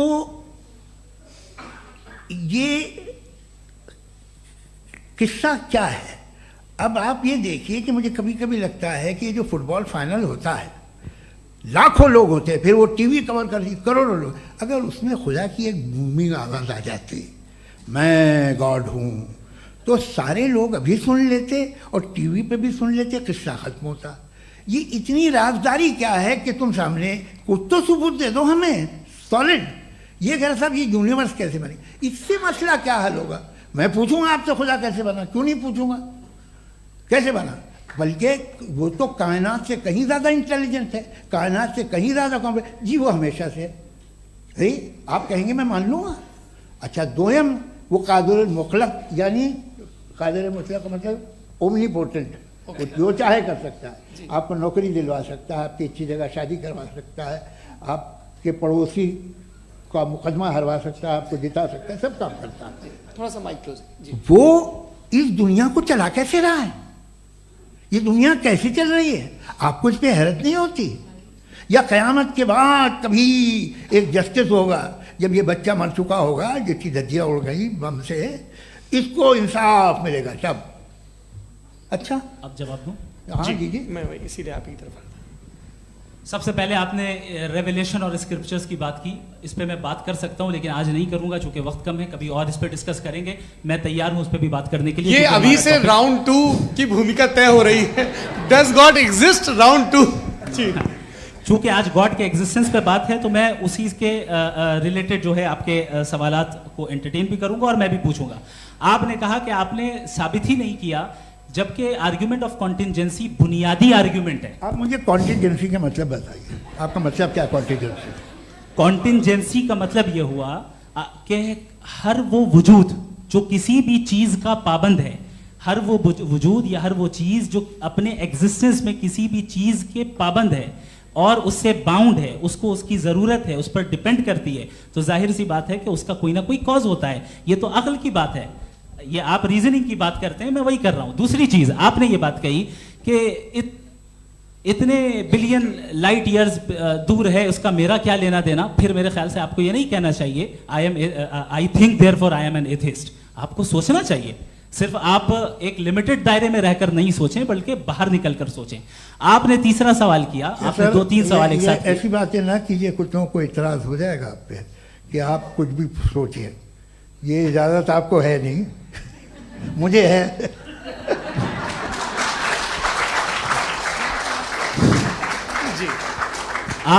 आपने प्रॉब्लम ऑफ इविल के ताल्लुक से सवाल किया और बार बार आप एक लफ्ज रिपीट कर रहे हैं कि ओमनीपोटेंट गॉड है, ऑल पावरफुल गॉड है। यही तो दरअसल समझना है कि गॉड का कॉन्सेप्ट क्या है। प्रॉब्लम ऑफ इविल जो है, प्रॉब्लम ऑफ इविल दर हकीकत 2 असम्पशंस पर कायम है। अगर आप इन 2 असम्पशंस को समझ जाएं तो ये प्रॉब्लम नहीं रहेगी, आर्ग्यूमेंट आपको समझ में आ जाएगी कि ये कोलैप्स कर जाता है। पॉइंट नंबर 1, यानी जो आपका सबसे पहला फॉल्स असम्पशन है कि गॉड मर्सीफुल है, ओमनीपोटेंट है, दुनिया में जुल्म हो रहा है। लेकिन आपको यह समझना चाहिए कि हमारे वर्ल्ड व्यू के मुताबिक गॉड सिर्फ ओमनीपोटेंट और सिर्फ मर्सीफुल नहीं है, बल्कि वो ऑल वाइज भी है और वो ऑल नोइंग भी है। उसके हर काम के पीछे हिकमत और विजडम है। ये कोई जरूरी नहीं है कि वो हिकमत और विजडम आपको समझ में आए या मुझे समझ में आए। अगर आप जो समझ रहे हैं उसके मुताबिक आप फैसला कर रहे हैं, ये लिमिटेड पर्सपेक्टिव से आर्ग्यूमेंट है। और इस चीज को हम अपनी दुनिया में, अपने लाइफ में, डेली लाइफ में इस प्रिंसिपल को एक्सेप्ट करते हैं। हम जब किसी डॉक्टर के पास जाते हैं, डॉक्टर के पास जाकर वो अगर उसने हमें कोई दवाई दी है तो हम ये तो नहीं कहते कि जब तक आपके पास जितना नॉलेज और जितना विजडम नहीं है, आपने क्यों ये दवाई दी है, तब तक हम इस चीज को एक्सेप्ट नहीं करेंगे। नहीं कहते, हम उसकी अथॉरिटी को तस्लीम करते हैं। क्यों? क्योंकि उसकी हम जानते हैं कि वो नॉलेजेबल है, वो विजडम वाला है, हमसे ज्यादा नॉलेज और हमसे ज्यादा विजडम है। बताएं सर। नहीं, डॉक्टर में और खुदा में बड़ा डिफरेंस है। डॉक्टर पढ़ा लिखा होता है एक, तो मैं उसकी बात सुनूंगा। दोयम ये नहीं, कुछ जवाब तो ये भी नहीं है सर प्लीज, आ जाइए, अगर चलिए। सब ऑडियंस से बोलने लगेंगे तो हाँ। फिर मतलब नहीं सिविलाइज्ड बहस का। मतलब आप ये कहें कि चूंकि आप डॉक्टर पे बिलीव करते हैं इसलिए खुदा पे बिलीव कीजिए, क्या ये मिसाल आपको समझाने के लिए। आर्ग्यूमेंट है, इस पे आपको एतराज नहीं है। तो सिंपल बात ये है कि मैं अगर ये यकीन कर लूँ कि एक ओमनीपोटेंट, उसकी मसलहत है, ये जो बच्चे मर रहे हैं ये मसलहत है उसकी, मुझे नहीं चाहिए इसकी मसलहत। उसकी मसलहत नहीं, यही तो समझना है। मतलब एक्सपीरियंस। अच्छा, इस आपने अभी मेरी बात पूरी सुनी नहीं। मैंने कहा आपका पूरा आर्ग्यूमेंट 2 फॉल्स असम्पशंस पर है। एक फॉल्स असम्पशन मैंने बता दिया, दूसरा फॉल्स असम्पशन ये है कि इस दुनिया में इविल के होने का कोई गुड रीजन नहीं है, जबकि हमारे पास बाज रीजंस मौजूद हैं, हमारे पास बाज वजूहात मौजूद हैं। अगर इस दुनिया में इविल ना हो तो आप गुड को डिफाइन कैसे करेंगे? अगर जुल्म ना हो आप इंसाफ को समझेंगे कैसे? अगर तारीकी ना हो तो आप लाइट को समझेंगे कैसे? बहुत अच्छे। अभी और सुन लें, अभी और बाकी है। ये तो बात बहुत पसंद आई साहब मुझे, कि जब तक रेप ना हो तब तक औरतों की इज्जत का ख्याल आपने मेरा जवाब पूरा सुना ही नहीं। जब तक के बच्चों का कत्ल ना किया जाए तब तक आपको बच्चों की मासूमियत की इज्जत। आपने पूरा जवाब सुना ही नहीं। क्या बात है, क्या आपने नुक्ता निकाला हुआ? आपने पूरा जवाब सुना ही नहीं। आप सुन लें, मेरी बात सुन लें। ये मैंने आपको एक चीज बताई। दूसरी चीज, इस दुनिया में हम आए हैं टेस्ट के लिए, हमारा टेस्ट हो रहा है और हर इंसान का अलग अलग अंदाज में टेस्ट होता है।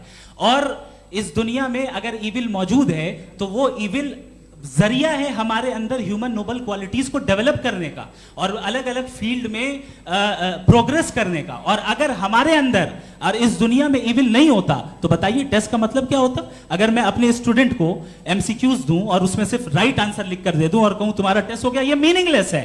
इस दुनिया में अगर हम टेस्ट के लिए आए हैं तो जाहिर है गुड एंड इविल दोनों मौजूद है। तो अगर गुड एंड इविल दोनों मौजूद है तो ये इविल भी खुदा का बनाया हुआ है। जी हाँ, खुदा का बनाया हुआ है, लेकिन अच्छा चलो अच्छी बात। जी बिल्कुल, तो बिल्कुल खुदा ने बनाया। अभी तो ये है कि जो मेजॉरिटी है दुनिया में वो इविल है, तो ये खुदा एक्चुअली इविल के साइड पे लग रहा है मुझे। बिल्कुल भी नहीं, मैं बताता हूं। मेजॉरिटी में तो वो है। क्या बात कर रहे हैं भाई आप? कोई भी जो मुंसिफ होगा, चाहे आपका अपना घर हो जिसके आप सबसे बड़े हैं, चाहे आपकी ऑर्गेनाइजेशन हो जो आप चलाते हैं, वहां पर आप इविल रखेंगे साबित करने को कि बाकी लोग शरीफ हैं। मेरी बात सुनिए, क्या ये आर्ग्यूमेंट ही गलत है? अगर कि जब तक के कोई इविल नहीं होगा तब तक के शरीफ आदमी शरीफ नहीं लगेगा। अगर एग्जामिनर गलत ऑप्शन दे रहा है तो एग्जामिनर इविल नहीं हो गया, जो गलत ऑप्शन को सेलेक्ट कर रहा है वो फेल होगा। क्रिएटर ने इविल को बनाया है लेकिन वो इविल नहीं है। अच्छा सुनिए मेरी बात, हाँ। Let me complete sir. जी जी। क्रिएटर ने इविल को बनाया है टेस्ट के लिए, वो इविल नहीं है। इविल वो होगा जो उसे इख्तियार करेगा। छुरी को बनाने वाला गलत नहीं होता है, छुरी का गलत इस्तेमाल करने वाला गलत होता है। रेप को कैसे गलत इस्तेमाल करते हैं? रेप इंसान के फ्री विल का नतीजा है। ये रेप कैसे गलत इस्तेमाल होता है? ये मुझे अब सुन ले गलत इस्तेमाल होता है। हाँ मैं बता रहा हूँ ना, कैसे गलत मैं बता रहा हूँ कि जो इविल इस दुनिया में मौजूद है उसके कई सारे तरीके हैं। एक तरीका इंसान का अपना फ्री विल है। अब अगर कोई रेपिस्ट रेप कर रहा है तो इसका गॉड का कसूर नहीं है, वो अपने फ्री विल का गलत इस्तेमाल कर रहा है, उसको सजा मिलनी चाहिए। अच्छा, और उसी के लिए जहन्नम बनाई गई है। ये फ्री विल का भी बड़ा चक्कर। आप जब कोई बुरा काम करते हैं या कोई बुराई होती है तो ये कहा जाता है कि ये फ्री विल है। 7 billion free wills are moving on this planet. 7 billion free will. और एक आदमी अपनी फ्री विल से मुझे कत्ल कर दे तो मैं खुदा की मर्जी से मरा हूँ कि इसकी फ्री विल की वजह से? मेरी मौत खुदा के हाथ है या ये फ्री विल वाले के हाथ है? खुदा ने फ्री विल का निजाम बनाया है और उस निजाम का गलत इस्तेमाल करके कोई आपको मार रहा है, इस्तेमाल करके मेरा कत्ल कर देता है। अब मेरी मौत का जिम्मेदार कौन है? वो इंसान जिम्मेदार है। वो इंसान जी। तो ये कहना कि और उसको सजा मिलेगी। तो अब आप आगे चलिए कि ये तय करना कि अल्लाह ही या अल्लाह ने खुदा ही जिंदगी देता है, खुदा ही मौत देता है, ये गलत है। बिल्कुल गलत नहीं है। हाँ, नहीं, निजाम उसी ने बनाया फ्री विल का, निजाम मौत और हयात का उसी ने बनाया। You are contradicting yourself. अभी आपने कहा कि एक आदमी ने फ्री विल से आपको मार दिया, इसमें उसे फ्री विल दी गई थी, उसने गलत इस्तेमाल किया। 7 billion free wills are moving on this planet और आप चाह रहे हैं कि मैं सिर्फ खुदा का ध्यान करूं। ये 7 बिलियन फ्री विल्स को मुझे लुक आफ्टर करना पड़ेगा कि नहीं? ये तो तबाहियां कर रही हैं और तबाहियां ज़्यादा हो रही हैं। बिल्कुल। तो अगर आप बताएं अगर खुदा नहीं है फॉर एग्जाम्पल, तो आप इविल को कैसे डिसाइड करेंगे? यानी how can you define evil objectively without God? देखिए दुनिया में 2 तरह के जानवर हैं। एक जो अकेले रहते हैं जंगल में और एक जो ग्रुप्स में रहते हैं। ग्रुप में जो भी रहेगा, चाहे वो आपका फाउंडेशन हो, चाहे कोई क्लब हो, चाहे कोई पॉलिटिकल पार्टी हो, चाहे कोई यूनिट हो, उसमें आपको इंटरैक्ट करने के रूल बनाने पड़ेंगे। यानी लोग तय करेंगे। लोग तय करेंगे। अगर लोगों ने ये तय किया कि किसी का रेप करना सही है, आप जस्टिफाई करेंगे? नहीं, आपका फाउंडेशन तो ये हो गया ना कि लोग ही विल डिसाइड करेंगे। नहीं, अरे दुनिया में ऐसे ग्रुप्स हैं जो रेप को जायज़ मानते हैं सर्टेन हालात में। मैं डिटेल में नहीं जानूंगा, आप भी जानते हैं। ये जो आईसिस वाले थे इन्होंने क्या किया था, तो उन्होंने क्या किया उसका खुदा से कोई ताल्लुक नहीं है सर। मैंने सिंपल सवाल किया कि इविल को आप डिफाइन करते कैसे हैं? आइए वापस आइए जी। आप साथ में तभी रह सकते हैं जब कुछ आप ऐसे उसूल डेवलप करें जिसमें हर एक का बेसिक तहफ़्फ़ुज़, हर एक का बेसिक राइट हो और हर एक को कोई आराम मिले। यही तरीक़ा है किसी भी ऑर्गेनाइजेशन जिसमें एक से ज़्यादा लोग हैं और वो ऐसे चलती है ज़िंदगी। उसमें अगर आप गड़बड़ करेंगे तो तबाही होगी, नुकसान होगा, बर्बादियाँ आएंगी। और अगर उसमें आप घर ले लीजिए ना, एक हस्बैंड है, एक वाइफ है, बच्चे हैं, वालदा भी हैं, 2 बहनें भी हैं, एक भाई भी है। अब इसमें कोई निज़ाम आपको चाहिए साथ में रहने का, और एक दूसरे पे भरोसा रहे, एक दूसरे के बहीख्वाह हों, एक दूसरे की मदद करें, ऐसी जिंदगी। सर आपकी बात आ गई, आप ये कह रहे हैं कि लोग डिसाइड करेंगे क्या सही है क्या गलत है, यही है? मेजॉरिटी डिसाइड करेगी क्या सही है क्या गलत है? अरे भाई बिल्कुल। मेजॉरिटी अगर ये कहे कि नाजी जर्मनी के साथ जिस तरह मेजॉरिटी थी कि जेनोसाइड करना सही है, आप जस्टिफाई करेंगे?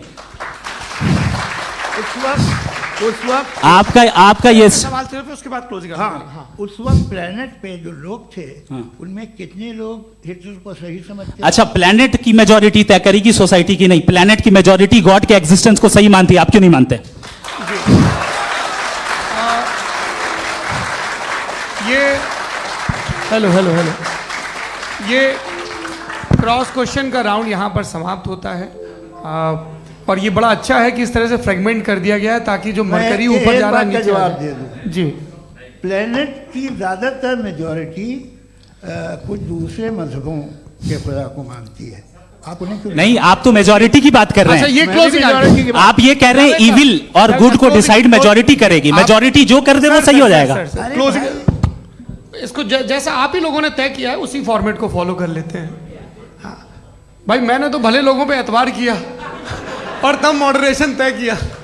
जी, आपके पास 5 मिनट का वक्त है, क्लोजिंग आर्ग्यूमेंट है, उसके बाद हम ऑडियंस से क्वेश्चन आंसर लेंगे जावेद साहब की क्लोजिंग आर्ग्यूमेंट के बाद। ओके, टाइम स्टार्ट्स बहुत शुक्रिया जी। हमारा जो टॉपिक है डज गॉड एग्जिस्ट, मैं इस पे इतने एकेडमिक तैयारी करके आया था। मुझे था कि मैंने सोचा था कि कई सारे मैं आर्ग्यूमेंट्स दूंगा, लेकिन वक्त की भी किल्लत और जावेद साहब बार बार इधर उधर चले जा रहे थे तो उसको भी थोड़ा एंटरटेन करना पड़ गया। डज गॉड एग्जिस्ट पे मैं एक ही आर्ग्यूमेंट दे पाया। आर्ग्यूमेंट्स बहुत हैं और डेफिनेटिव आर्ग्यूमेंट्स हैं, और मेरे आर्ग्यूमेंट को किसी एक राउंड में भी इन्होंने एंटरटेन नहीं किया और रेफ्यूट नहीं किया। एक राउंड में भी नहीं, एक राउंड में भी नहीं। कौन सा? और ना ही अभी अभी आपका क्लोजिंग आर्ग्यूमेंट आएगा नहीं, वो उसमें। बता देना। Argument of contingency sir. अरे मैं आपसे कई बार कह चुका हूँ कंटीजेंसी का मतलब अब मैं कैसे समझाऊं Please, आपको? आपस में हाँ, आप और please, कितने please, आसानी से समझाऊं मैं? मुझे तो नहीं समझ में आ रहा है बस। आप अपनी- आर्ग्यूमेंट ऑफ कंटीजेंसी उर्दू में बोल सकते हैं। हाँ, आप अपनी बात पूरी कर लें जी। आखिरी 4 मिनट। दूसरी चीज, just a minute please ma'am, can I talk? दूसरी चीज ये है कि आपने एक तो इसका जवाब नहीं दिया, दूसरा आपने गॉड के ना होने पर कोई डेफिनेटिव आर्ग्यूमेंट नहीं दिया, सिर्फ मजहब पे बात कर रहे हैं आप। मजहब तो आज हमारा टॉपिक ही नहीं था। आज तो हमारा टॉपिक हो, आप मजहब से ले लेकर आईएस तक चले गए। भाई हमारा क्या ताल्लुक है उससे? We condemn them. और उसका गॉड से क्या ताल्लुक है? अगर कोई गलत काम कर रहा है, किसी ने किसी को कत्ल किया, किसी ने किसी का रेप किया, उसको सजा मिलनी चाहिए। और आपके पास कोई भी rational strong foundation of morality नहीं है। आपने कहा कि मेजॉरिटी तय करेगी सोसाइटी की, वो सही होगा। मैंने कहा हिटलर को फिर आप सही कहेंगे, नहीं नहीं नहीं नहीं, प्लैनेट की सोसाइटी की मेजॉरिटी तय करेगी। तो प्लैनेट की मेजॉरिटी गॉड के एग्जिस्टेंस को मानती है, आप कह रहे हैं ये रिलीजियस है। तो यानी आपके पास कोई स्ट्रॉन्ग फाउंडेशन नहीं है ऑब्जेक्टिव मोरालिटी का। ऑब्जेक्टिव मोरालिटी का अगर कोई फाउंडेशन है तो वो सिर्फ गॉड है, गॉड है, गॉड है। थैंक यू जी, ये मुफ्ती शमाइल नदवी साहब का क्लोजिंग आर्ग्यूमेंट था। अब हमारे पास जी जी ये बड़ा अच्छा है कि दोनों लोगों को मॉडरेटर से शिकायत भी और बोल रहे भाई हमारी शाबाशी भी तो करते चलो। अब मेरी बात जी, आपके पास जावेद अख्तर साहब 5 मिनट का वक्त है, ये आपका क्लोजिंग आर्ग्यूमेंट है। टाइम रीसेट कर दें जी। देखिए, बहुत सारी बातें हैं। गॉड का डेफिनेशन दुनिया के किसी भी रिलीजन में है कि वो ओमनीपोटेंट है, ओमनीप्रेजेंट है, he is just, he is kind, he loves you and so on. मैं जब दुनिया देखता हूँ तो मुझे कोई ऐसा सुप्रीम पावर यहाँ दिखाई नहीं देती है जो इंसान की बहबूदी के लिए कुछ कर रही हो, कमज़ोर को बचा रही हो, मदद कर रही हो, जालिम को पीछे हटा रही हो। मैं नहीं देखा, तारीख़ में नहीं। एक तो अगर है और ये देख रहा है तमाशा, तो उसका होना न होना बराबर है।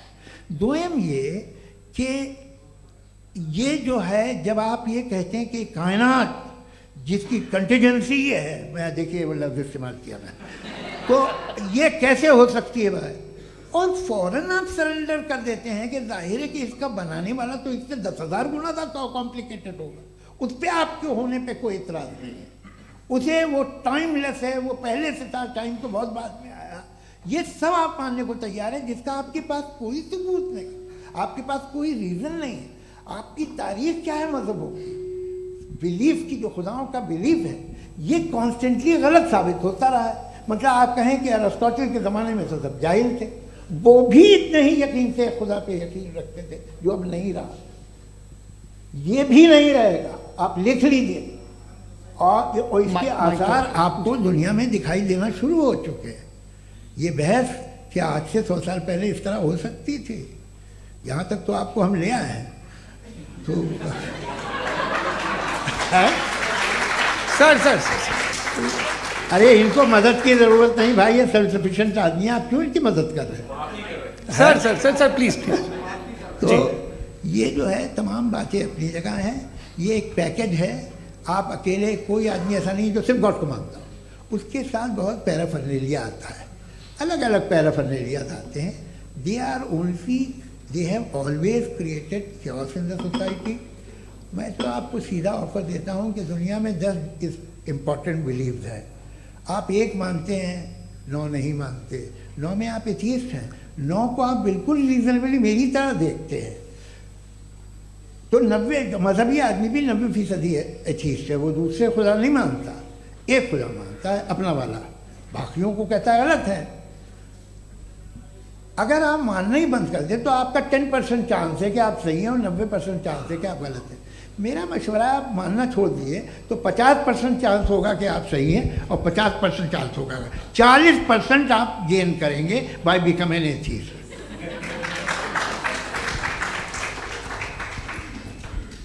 ये एक फरसूदा ख्याल है, ये ख़त्म हो रहा है। हो सकता है मेरी ज़िंदगी में ना हो, लेकिन ये हो जाएगा। जो बातें ये इनको आप मेटाफिज़िकल ये वो ऐसे रिस्पेक्टेबल टर्म दे दिए, ये तो उन लोग के हैं जिन्हें ना फिज़िक्स मालूम थी ना मेटा मालूम था, ये उन्होंने आपको दिए हैं। जी बहुत शुक्रिया आप दोनों लोगों का। और अब इस बातचीत का आखिरी राउंड शुरू होगा, डज गॉड एग्जिस्ट की ये बहस मुफ्ती शमाइल नदवी और जावेद अख्तर साहब के बीच।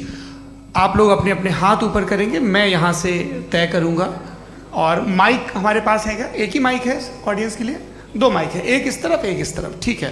तो जी सबसे पहले हमारी सहयोगी है मारिया शकील जी, पूछिए सवाल। थोड़ा सा रुकेंगे ताकि कैमरे का फ्रेम आप पर आ जाए, आपकी तो प्रैक्टिस है टीवी की। जी नदवी साहब, मैं खुदा को मानती हूँ, पहले मैं इसी प्रमाइस से शुरू कर रही हूँ और ये बता रही हूँ आपको, मैं मानती हूँ। लेकिन कुछ सवाल हैं जो जावेद साहब ने उठाया, उसका जवाब आपको देना चाहिए।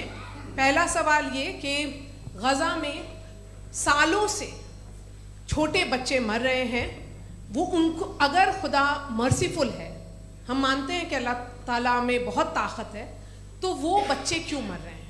दूसरी बात ये कि अगर कंटिजेंसी की जो आप बात करते हैं, पूरे मुस्लिम ममालिक मिल करके भी उन गज़ा के बच्चों को क्यों नहीं बचा पा रहे हैं? क्योंकि अगर वो चाहते, क्योंकि अल्लाह ताला उन पर हुकूमत करते हैं, सब पर हुकूमत करते हैं, तो वो उनको क्यों नहीं बचा? जी थैंक यू वेरी मच।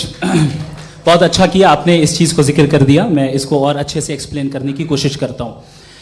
देखें, जहाँ तक आपने कहा कि गज़ा के बच्चों को मारा जा रहा है, देखें 2 वर्ल्ड व्यू है, एक एथीस्टिक वर्ल्ड व्यू, एक थीस्टिक वर्ल्ड व्यू है। बच्चे मर रहे हैं दोनों वर्ल्ड व्यू में, लेकिन हमारा वर्ल्ड व्यू कह रहा है कि रिकॉम्पेंस है, ये कह रहे हैं कि उनका मरना बेकार जाने वाला है, कोई उसका रिकॉम्पेंस नहीं है, चूंकि इनके यहाँ आखिरत और अल्लाह का कोई तसव्वुर या गॉड का कोई तसव्वुर नहीं है। आपने ये सवाल किया कि गॉड मर्सीफुल है, क्यों नहीं रोकता? ये मैंने बताया कि ये मिसकंसेप्शन है लोगों के दरमियान कि गॉड को सिर्फ मर्सीफुल और ओमनीपोटेंट समझते हैं। गॉड के सिर्फ यही 2 एट्रीब्यूट्स नहीं हैं, गॉड के कई सारे एट्रीब्यूट्स हैं, उनमें से अल हकीम भी है, उनमें से ऑल वाइज भी है, ऑल नोइंग भी है।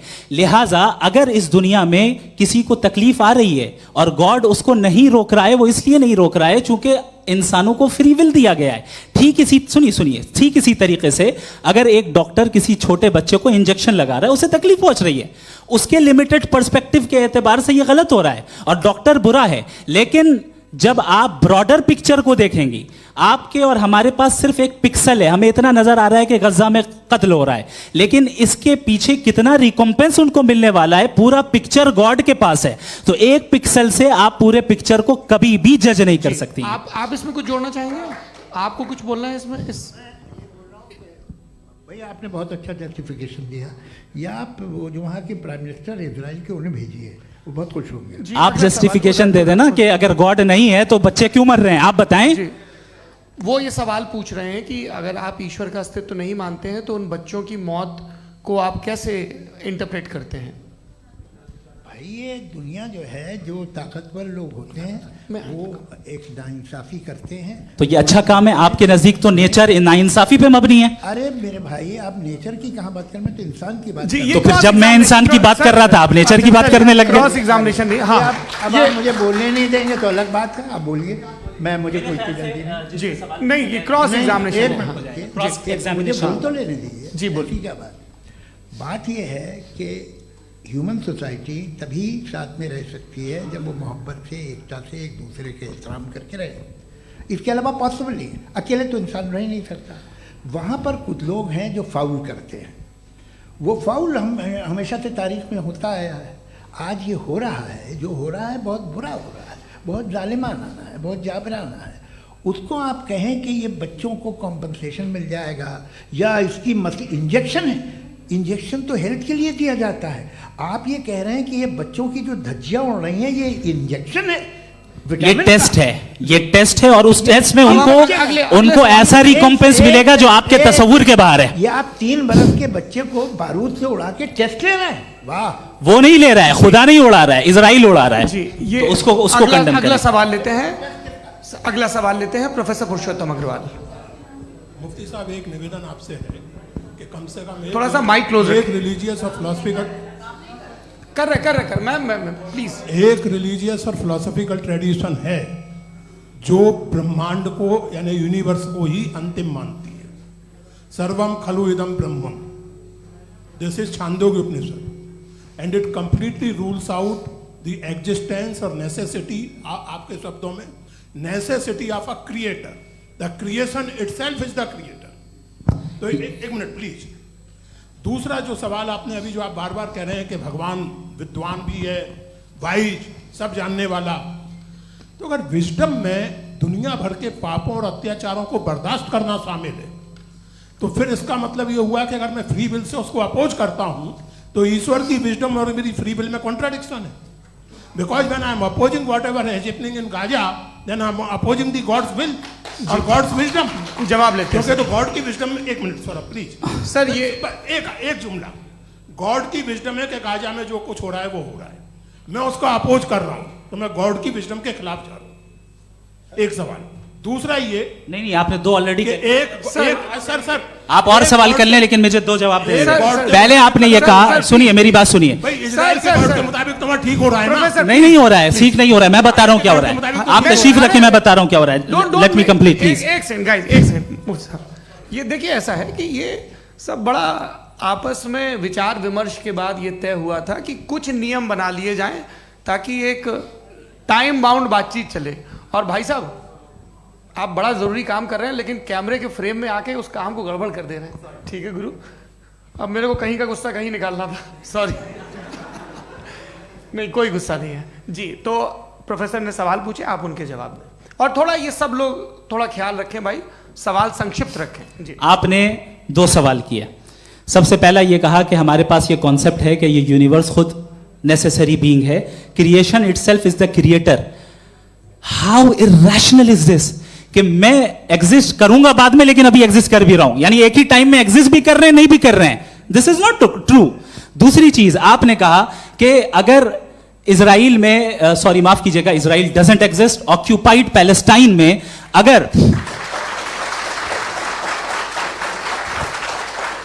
अगर ऑक्यूपाइड पैलेस्टाइन में बच्चों को मारा जा रहा है फ्री विल की वजह से और गॉड नहीं रोक रहा, ये कॉन्ट्रडिक्शन है। ये बताइए कि एक एग्जाम में एक बच्चा गलत आंसर लिख रहा है, सुनिए, एग्जामिनर चाहे तो रोक सकता है, क्यों नहीं रोक रहा है?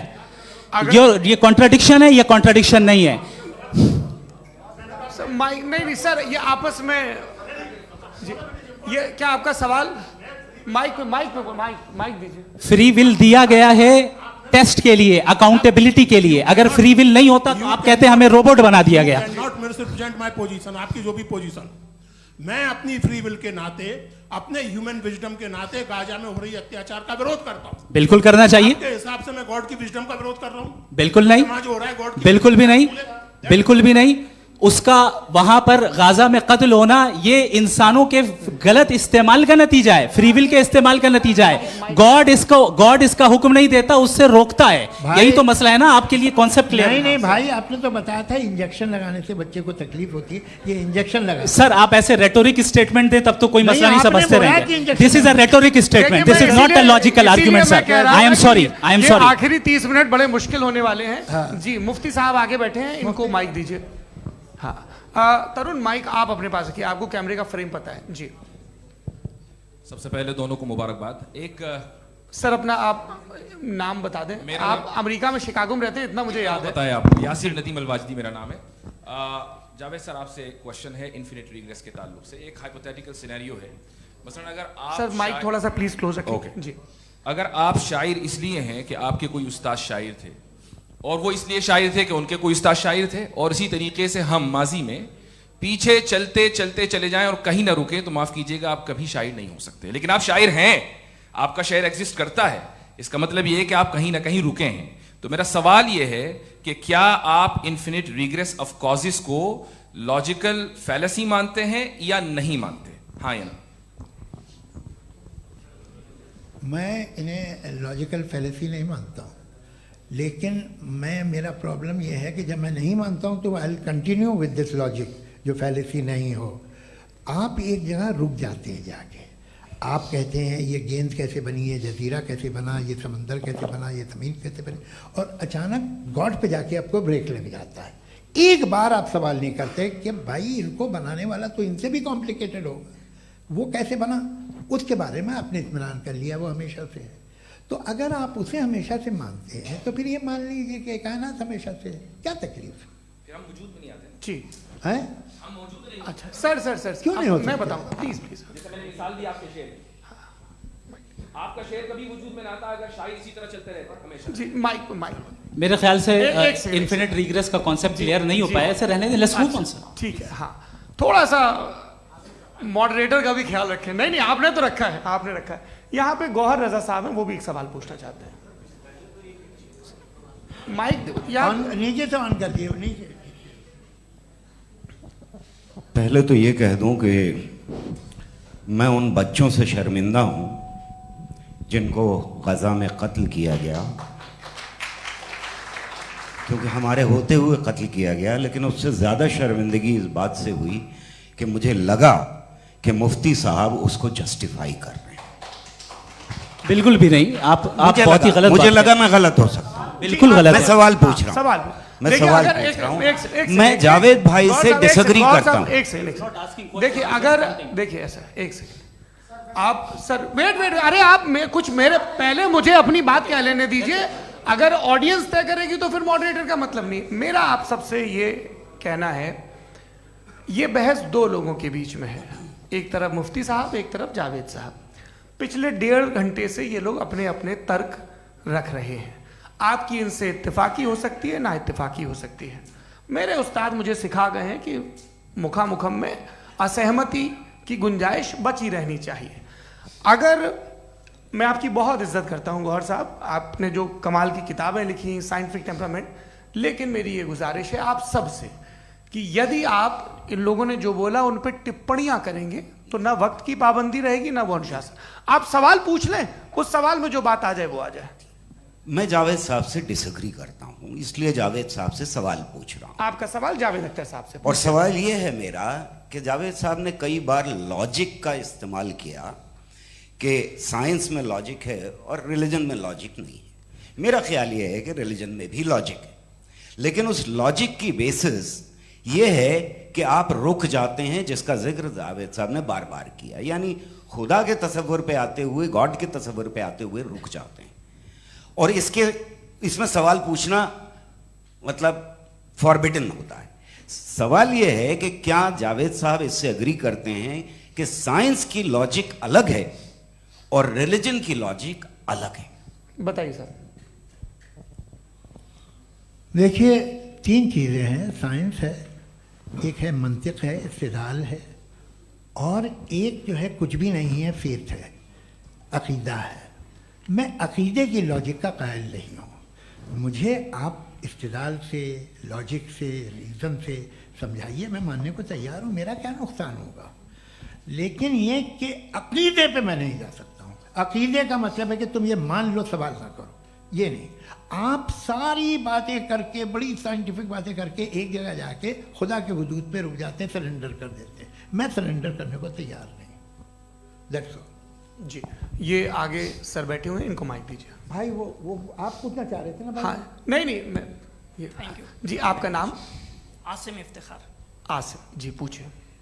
सर, जावेद सर से सवाल है कि आपने अपने क्लोजिंग माइक थोड़ा करीब रखिए। अपने क्लोजिंग स्टेटमेंट में ये बात कही थी कि मज़हब का जो फ्यूचर है वो ज़्यादा दिन नहीं जाने वाला है, लेकिन मैं देख पा रहा हूँ कि जो ऑक्सफोर्ड यूनिवर्सिटी की एक स्टडी है 2011 में हुई है, जिसके 50 एकेडमिशियंस ने इसको अंजाम दिया था, उसमें वो ये कहते हैं कि जो फेथ इन गॉड है वो इनबिल्ट है ह्यूमन नेचर के अंदर, जिसको हम कहते हैं फितरत के अंदर शामिल है वो।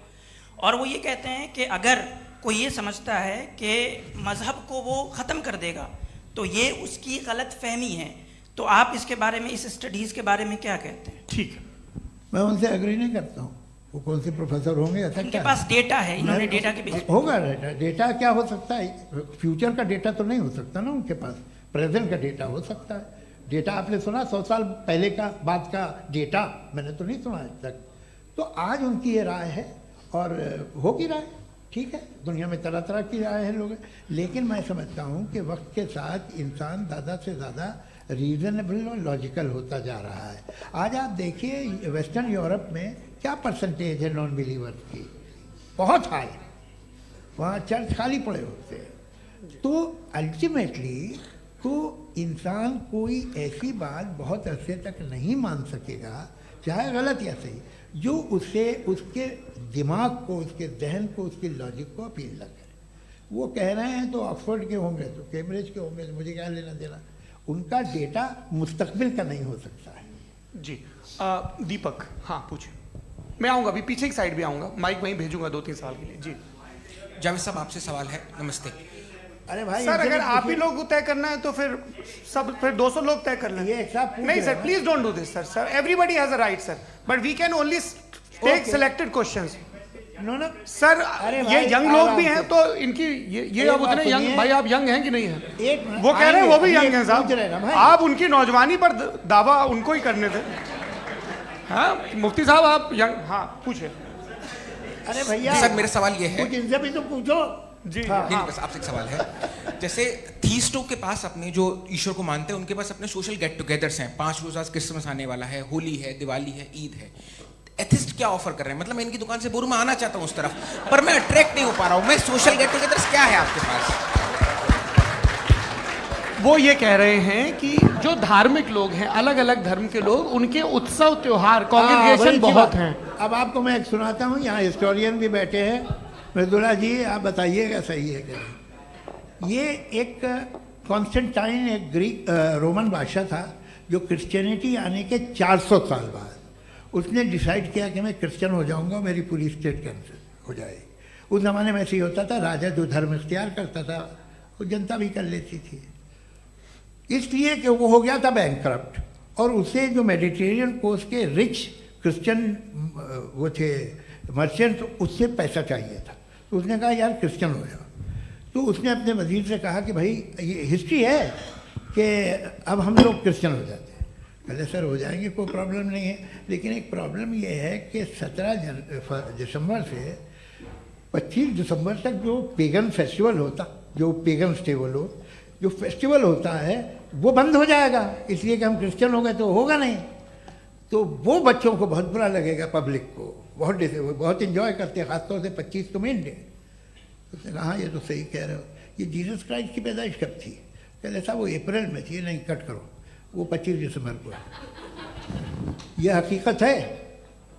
और 400 साल बाद क्रिश्चियनिटी के अप्रैल से दिसंबर ले आए, और इसलिए कि यहाँ पेगन फेस्टिवल होता था। अब मनाते हैं आप आराम से। ये जो सारे फेस्टिवल हैं ये रिलीजन से, हर एक को एक इंटरटेनमेंट डिपार्टमेंट चाहिए होता है अपनी कंपनी चलाने के लिए। तो ये रिलीजन ने, ये सेकुलर त्योहार थे जिन्हें रिलीजन्स ने ले लिया है। ये मौसम के थे, फसलों के थे, किसानों के थे, उसको आपने लेके रिलीजियस रंग दे दिया।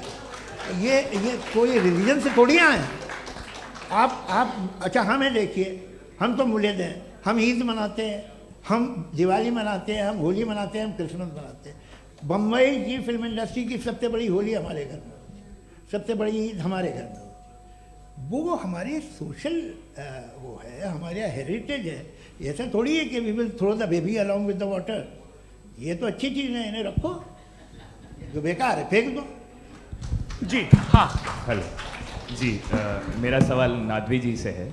जैसा कि आपने बोला कि गॉड टाइम के भी परे हैं और गॉड इतनी कॉम्प्लेक्स चीज़ है कि उसे ह्यूमन माइंड समझ नहीं सकता, और गॉड ने अर्थ पे फ्री विल भी दे दी है, तो आप अपना वक्त ज़ाया क्यों कर रहे हैं गॉड के बारे में बात करके? अपन को तो बात करनी चाहिए कि सोसाइटी को बेहतर कैसे करें। जी, मैं गॉड वही बताता है सोसाइटी को कैसे बेहतर करे। अभी मैं आपका जवाब देता हूँ। आपने कहा कि टाइम पे वो एग्जिस्ट नहीं करता, सो नहीं, मेरा सवाल ये है कि जैसा आपने बोला कि गॉड बहुत ही कॉम्प्लेक्स चीज है। मैंने कहा ही नहीं कि कॉम्प्लेक्स है, तो आपके अल्फाज हैं।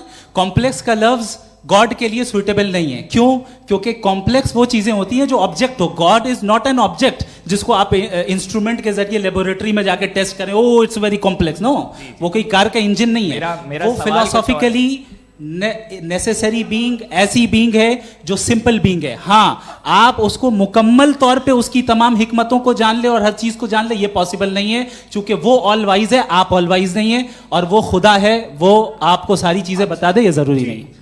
मेरा सवाल ये नहीं था। मेरा सवाल ये था कि जब गॉड इतना परे है इस दुनिया से कि उसने अर्थ पे फ्री विल भी दी है, हम सब ह्यूमंस की फ्री विल है, और जो सोसाइटी में हो रहा है वो अपन लोग डिसाइड करेंगे, तो अपन लोग डिसाइड नहीं करेंगे ना, अपन लोग डिसाइड नहीं करेंगे। गॉड जो है, गॉड ने वो उसकी जात, उसकी एग्जिस्टेंस टाइम एंड स्पेस से परे है, लेकिन वो हमारा टेस्ट ले रहा है और उसी गॉड ने हमें बताया कि तुम्हें क्या करना है क्या नहीं करना है, तो जाहिर है उस गॉड की बात सुनेंगे ना हम। जी, वो पीछे एक चश्मा लगाए जो मैम खड़ी हैं, उनको दीजिए। हाँ आप जी जी बिल्कुल आएंगे। देखिए मैं कोशिश कर रहा हूँ सब तरफ जाने की। हाँ उनको दीजिए माइक। जी हेलो सर, मैं ओमनी प्रेजेंट नहीं हूँ, टाइम पाबंद हूँ और जहाँ तक कोशिश कर सकता हूँ करूँगा। जी अपना नाम बताइए। मेरा नाम उर्सुला है, मैं दिल्ली यूनिवर्सिटी की एक स्टूडेंट हूँ और मैं स्टूडेंट फेडरेशन ऑफ इंडिया से हूँ। मेरा सवाल मुफ्ती जी से है कि इस हॉल के इस कमरे में बैठ के हम लोग रेप की मोरालिटी के बारे में फिलोसफिकली बात तो कर सकते हैं, बट असलियत ये है कि रोज़मर्रा की ज़िंदगी में औरतें रेप के थ्रू गुजरती हैं, और हम लोग सिर्फ नंबर्स पे इस तरह नहीं देख सकते, क्योंकि कितनी औरतें हैं इन कंट्रीज़ में जहाँ पे आप बता रहे हैं कि केसेस कम हैं, जिनका एक्सेस है कि वो जाके केस फाइल कर सकें। कितनी औरतें हैं जो जिनको काम करने की आज़ादी है उन कंट्रीज़ में। यूरोप में ये आज़ादी आ गई, यूरोप में ये रूल्स आ गए, तो हम आज उसके बारे में बात कर पा रहे हैं। जी जवाब। आपने ये कहा कि कमरे में बंद होकर हम लोग इस पर फिलोसफिकली बात कर सकते हैं, लेकिन हकीकत में क्या हो रहा है, वो ग्राउंड लेवल पे क्या हो रहा है जो बहुत गलत हो रहा है, और वो सफ़र कर रही हैं। आई अग्री, बहुत गलत हो रहा है, और जो गलत हो रहा है उसको हमें रोकना है। और क्यों रोकना है, वो गलत क्यों है? हमारे पास इसका ऑब्जेक्टिव फाउंडेशन है, इनके पास उसका ऑब्जेक्टिव फाउंडेशन नहीं है। मैं ये कहना चाह रहा हूँ कि जहाँ पे भी जुल्म हो रहा है, जहाँ पे भी औरत पे जुल्म हो रहा है, या उसकी इज्जत लूटी जा रही है, या उसे तकलीफ पहुँचाई जा रही है, और सिर्फ औरत नहीं, किसी इंसान के ऊपर भी जुल्म हो रहा है, तो उसके खिलाफ खड़ा होना, ये मॉरलिटी हमारे पास गॉड के पास से आई है। वरना जावेद साहब तो कह रहे हैं कि जो है मेजॉरिटी डिसाइड करेगी, तो मेजॉरिटी तो कभी भी बदल सकती है। क्या आप हाँ। ये थोड़ी सी आपको गलतफहमी है। मैं अगर मेरे जुमले से ये मदना निकला या मैंने कहा, तो ये जुमला मैं वापस लेता हूँ। ये मेरा मतलब ही नहीं था कि मेजॉरिटी डिसाइड करेगी। मेजॉरिटी डिसाइड करे तो दुनिया में बड़ी, वैसे आपने कहा था ये जुमला। अच्छा हो, मैं मान रहा हूँ, बाद में रिकैप कर लेंगे। अरे एक सेकंड, मैं अपनी एक्सप्लेनेशन दे रहा हूँ। मुनासिब बात यह है कि हम सब के सब दिल में जानते हैं कि क्या अच्छा है क्या बुरा है, हमें पता है अच्छी तरह से। जो लोग बुरे काम करते हैं उन्हें भी मालूम अच्छा क्या है। यही तो सवाल था हजरत कि फिर ये मोरालिटी आई कहाँ से? क्रॉस एग्जामिनेशन, हाँ जी हाँ। मोरालिटी साथ रहने की डिजायर से आई। यानी साथ रहकर जो कुछ कह दे, जो कुछ कर दे, वो हो जाएगा? नहीं नहीं, तो आप कायदे से रह ही कर सकते हैं जब तक लोगों में मोरालिटी हो, वरना क्यास हो जाएगा। ये आपको कैसे पता?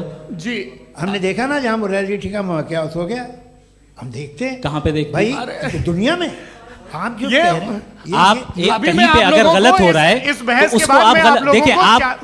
आप एपिस्टेमोलॉजी की बात कर रहे हैं, मैं ऑन्टोलॉजी की बात कर रहा हूँ। मैं इस बहस के बाद आप दोनों लोगों को चाय पे होस्ट करूंगा, वहां पे क्रॉस एग्जामिनेशन कर लीजिएगा। अभी ऑडियंस का हक मार रहे हैं आप लोग भाई, सर जस्ट लोग हैं आप लोग। और ये भाई ये हाँ, उधर आएंगे, उधर इनको आएंगे। जी सर आएंगे। अच्छा सर मेरा नाम लईकुर रहमान है और मैं अलीगढ़ मुस्लिम यूनिवर्सिटी का स्टूडेंट हूँ।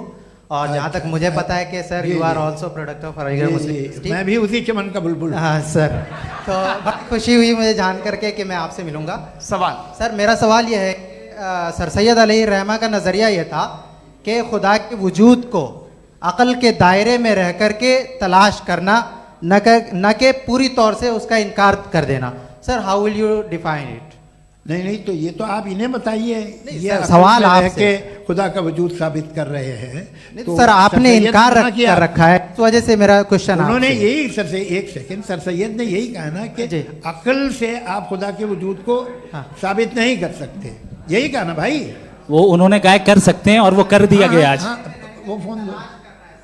तलाश करना या साबित करना अकल से नहीं हो सकता। अरे सवाल तो सुन लीजिए जी। अकल से नहीं हो सकता है, यही कहा ना आपने। अकल से हो सकता है। अरे वो यही कह रहे हैं भाई, आप बता रहे हो सकता है, वो तो कुछ और। आप अगर सर देखो नौजवान फोन ले लो, वो इतनी कमाल की यूनिवर्सिटी है। अरे भाई दे दो जरा, एक मिनट दे दो भाई, मेरी बात सुनो। माइक पे बोलो ताकि जो लाखों लोग देख रहे हैं। माइक दे दो ना। अरे देंगे ना माइक, तुम ठहरो तो। हाँ सर, मेरा सवाल ये था कि सर सैयद अलैहिर्रहमा का एक नज़रिया था अपना कि खुदा का जो वजूद है उसको अक़ल के दायरे में रह करके तलाश करना है, न कि पूरे तौर से इनकार कर देना है। ये उनका कॉन्सेप्ट था। लेकिन मेरा सवाल ये है कि आप इसको कैसे डिफाइन करते हैं, एक्सप्लेन कैसे करेंगे? मैं आपसे जानना चाहता हूँ, क्योंकि you are the product of Aligarh Muslim University. मुझे अक़ल के दायरे में रख के मैंने बहुत तलाश की, मुझे मिला नहीं। हाँ ये इधर वो चश्मा लगाए जो, हाँ उनको दे दीजिए। जी फटाफट पूछिए, बस 5 मिनट है, 5 मिनट में खत्म हो रहा है। हाँ अस्सलाम वालेकुम मुफ्ती साहब। एंड मेरा सवाल जावेद अख्तर साहब से। क्या नाम है आपका? अरे भैया सब मुझे पूछ रहे हो।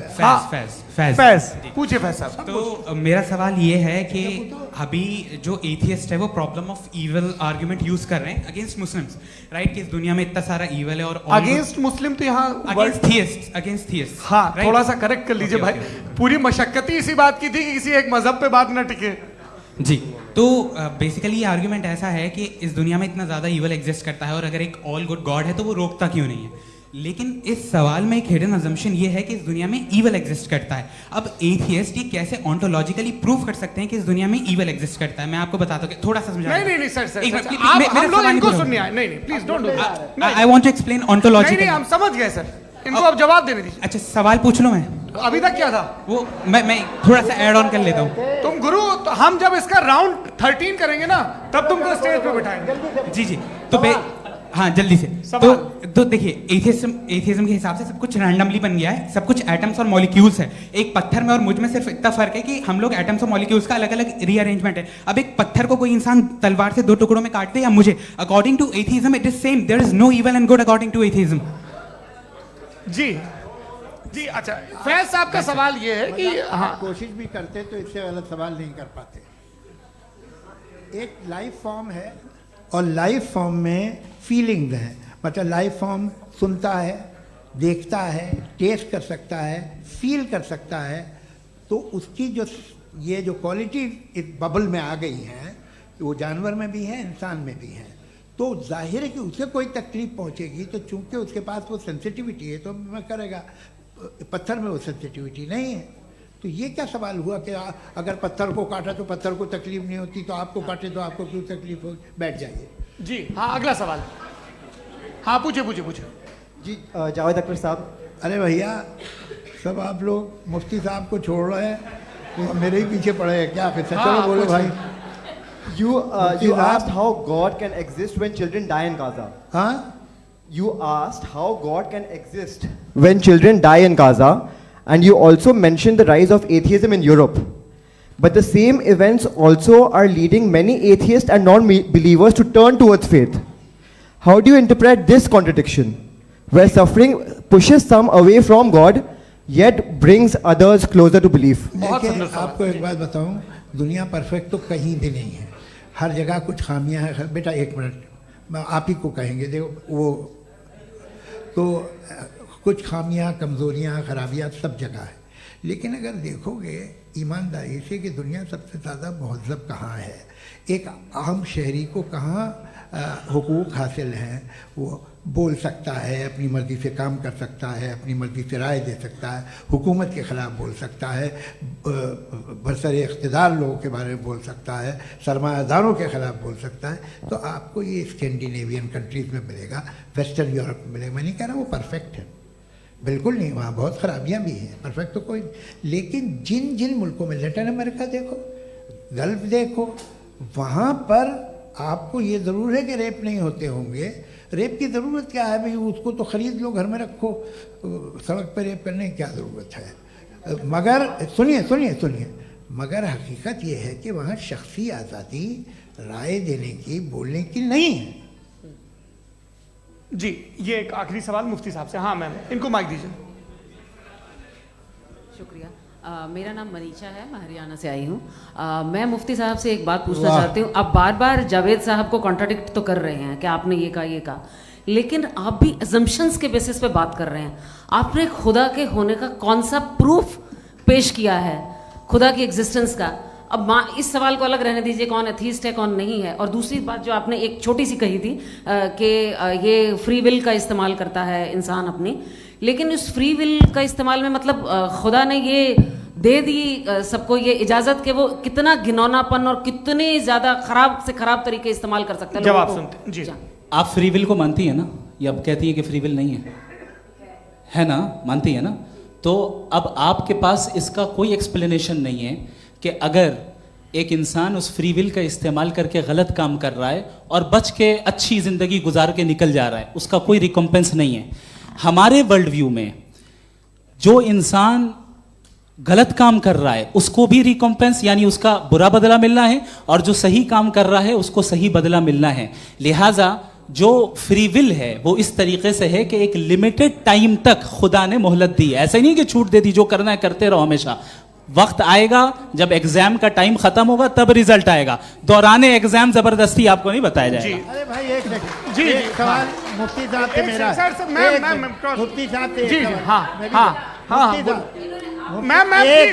रुक जाइए, आपसे फोन, आप इसके बाद आपसे बोलिए। मैं मुफ्ती साहब एक ही सवाल करता हूँ कि अगर जो हो रहा है फ्री विल से हो रहा है और एक दिन बरोज़ क़यामत इंसाफ होगा मैशर में वगैरह वगैरह, तो दुआ क्यों मांगते हैं लोग? दुआ मांगते हैं इसके मतलब है अभी भी उसने ये डिपार्टमेंट रखा है कि मैं रोज़मर्रा की ज़िंदगी में बिल्कुल बिल्कुल ही कैन। तो तुम कैन हो, तुम मुझे नौकरी दिला देते हो, मेरे बेटे को ग्रीन कार्ड दिला देते हो, और 45,000 बच्चे मरते उन्हें रोकते नहीं हो।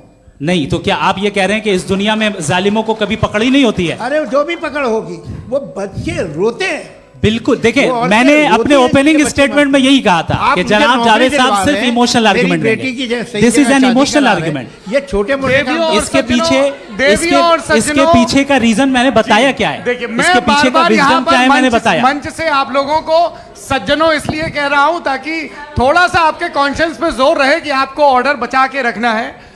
वक्त तय हुआ था, ये वक्त पूरा हुआ, आपने इतने धैर्यपूर्वक सुना, मैं आप सबका बहुत बहुत शुक्रगुजार हूं। यदि इन दोनों विद्वानों की इच्छा होगी तो कभी हम इस बातचीत का राउंड 2, राउंड 3, यही तो देखिए खूबी है इंसान की कि बहस मुबाहसे में वो पड़ा रहता है। आप लोगों ने बड़े धैर्य का परिचय दिया, बहुत बहुत शुक्रिया। इसी के साथ ये बातचीत यहाँ पे समाप्त होती है। आप लोगों को मैं एक बात बता दूं, ये सारी बहस हो गई, अब मुफ्ती साहब और बड़े मुफ्ती साहब इन साथ के साथ मैं खाना खाने वाला हूँ।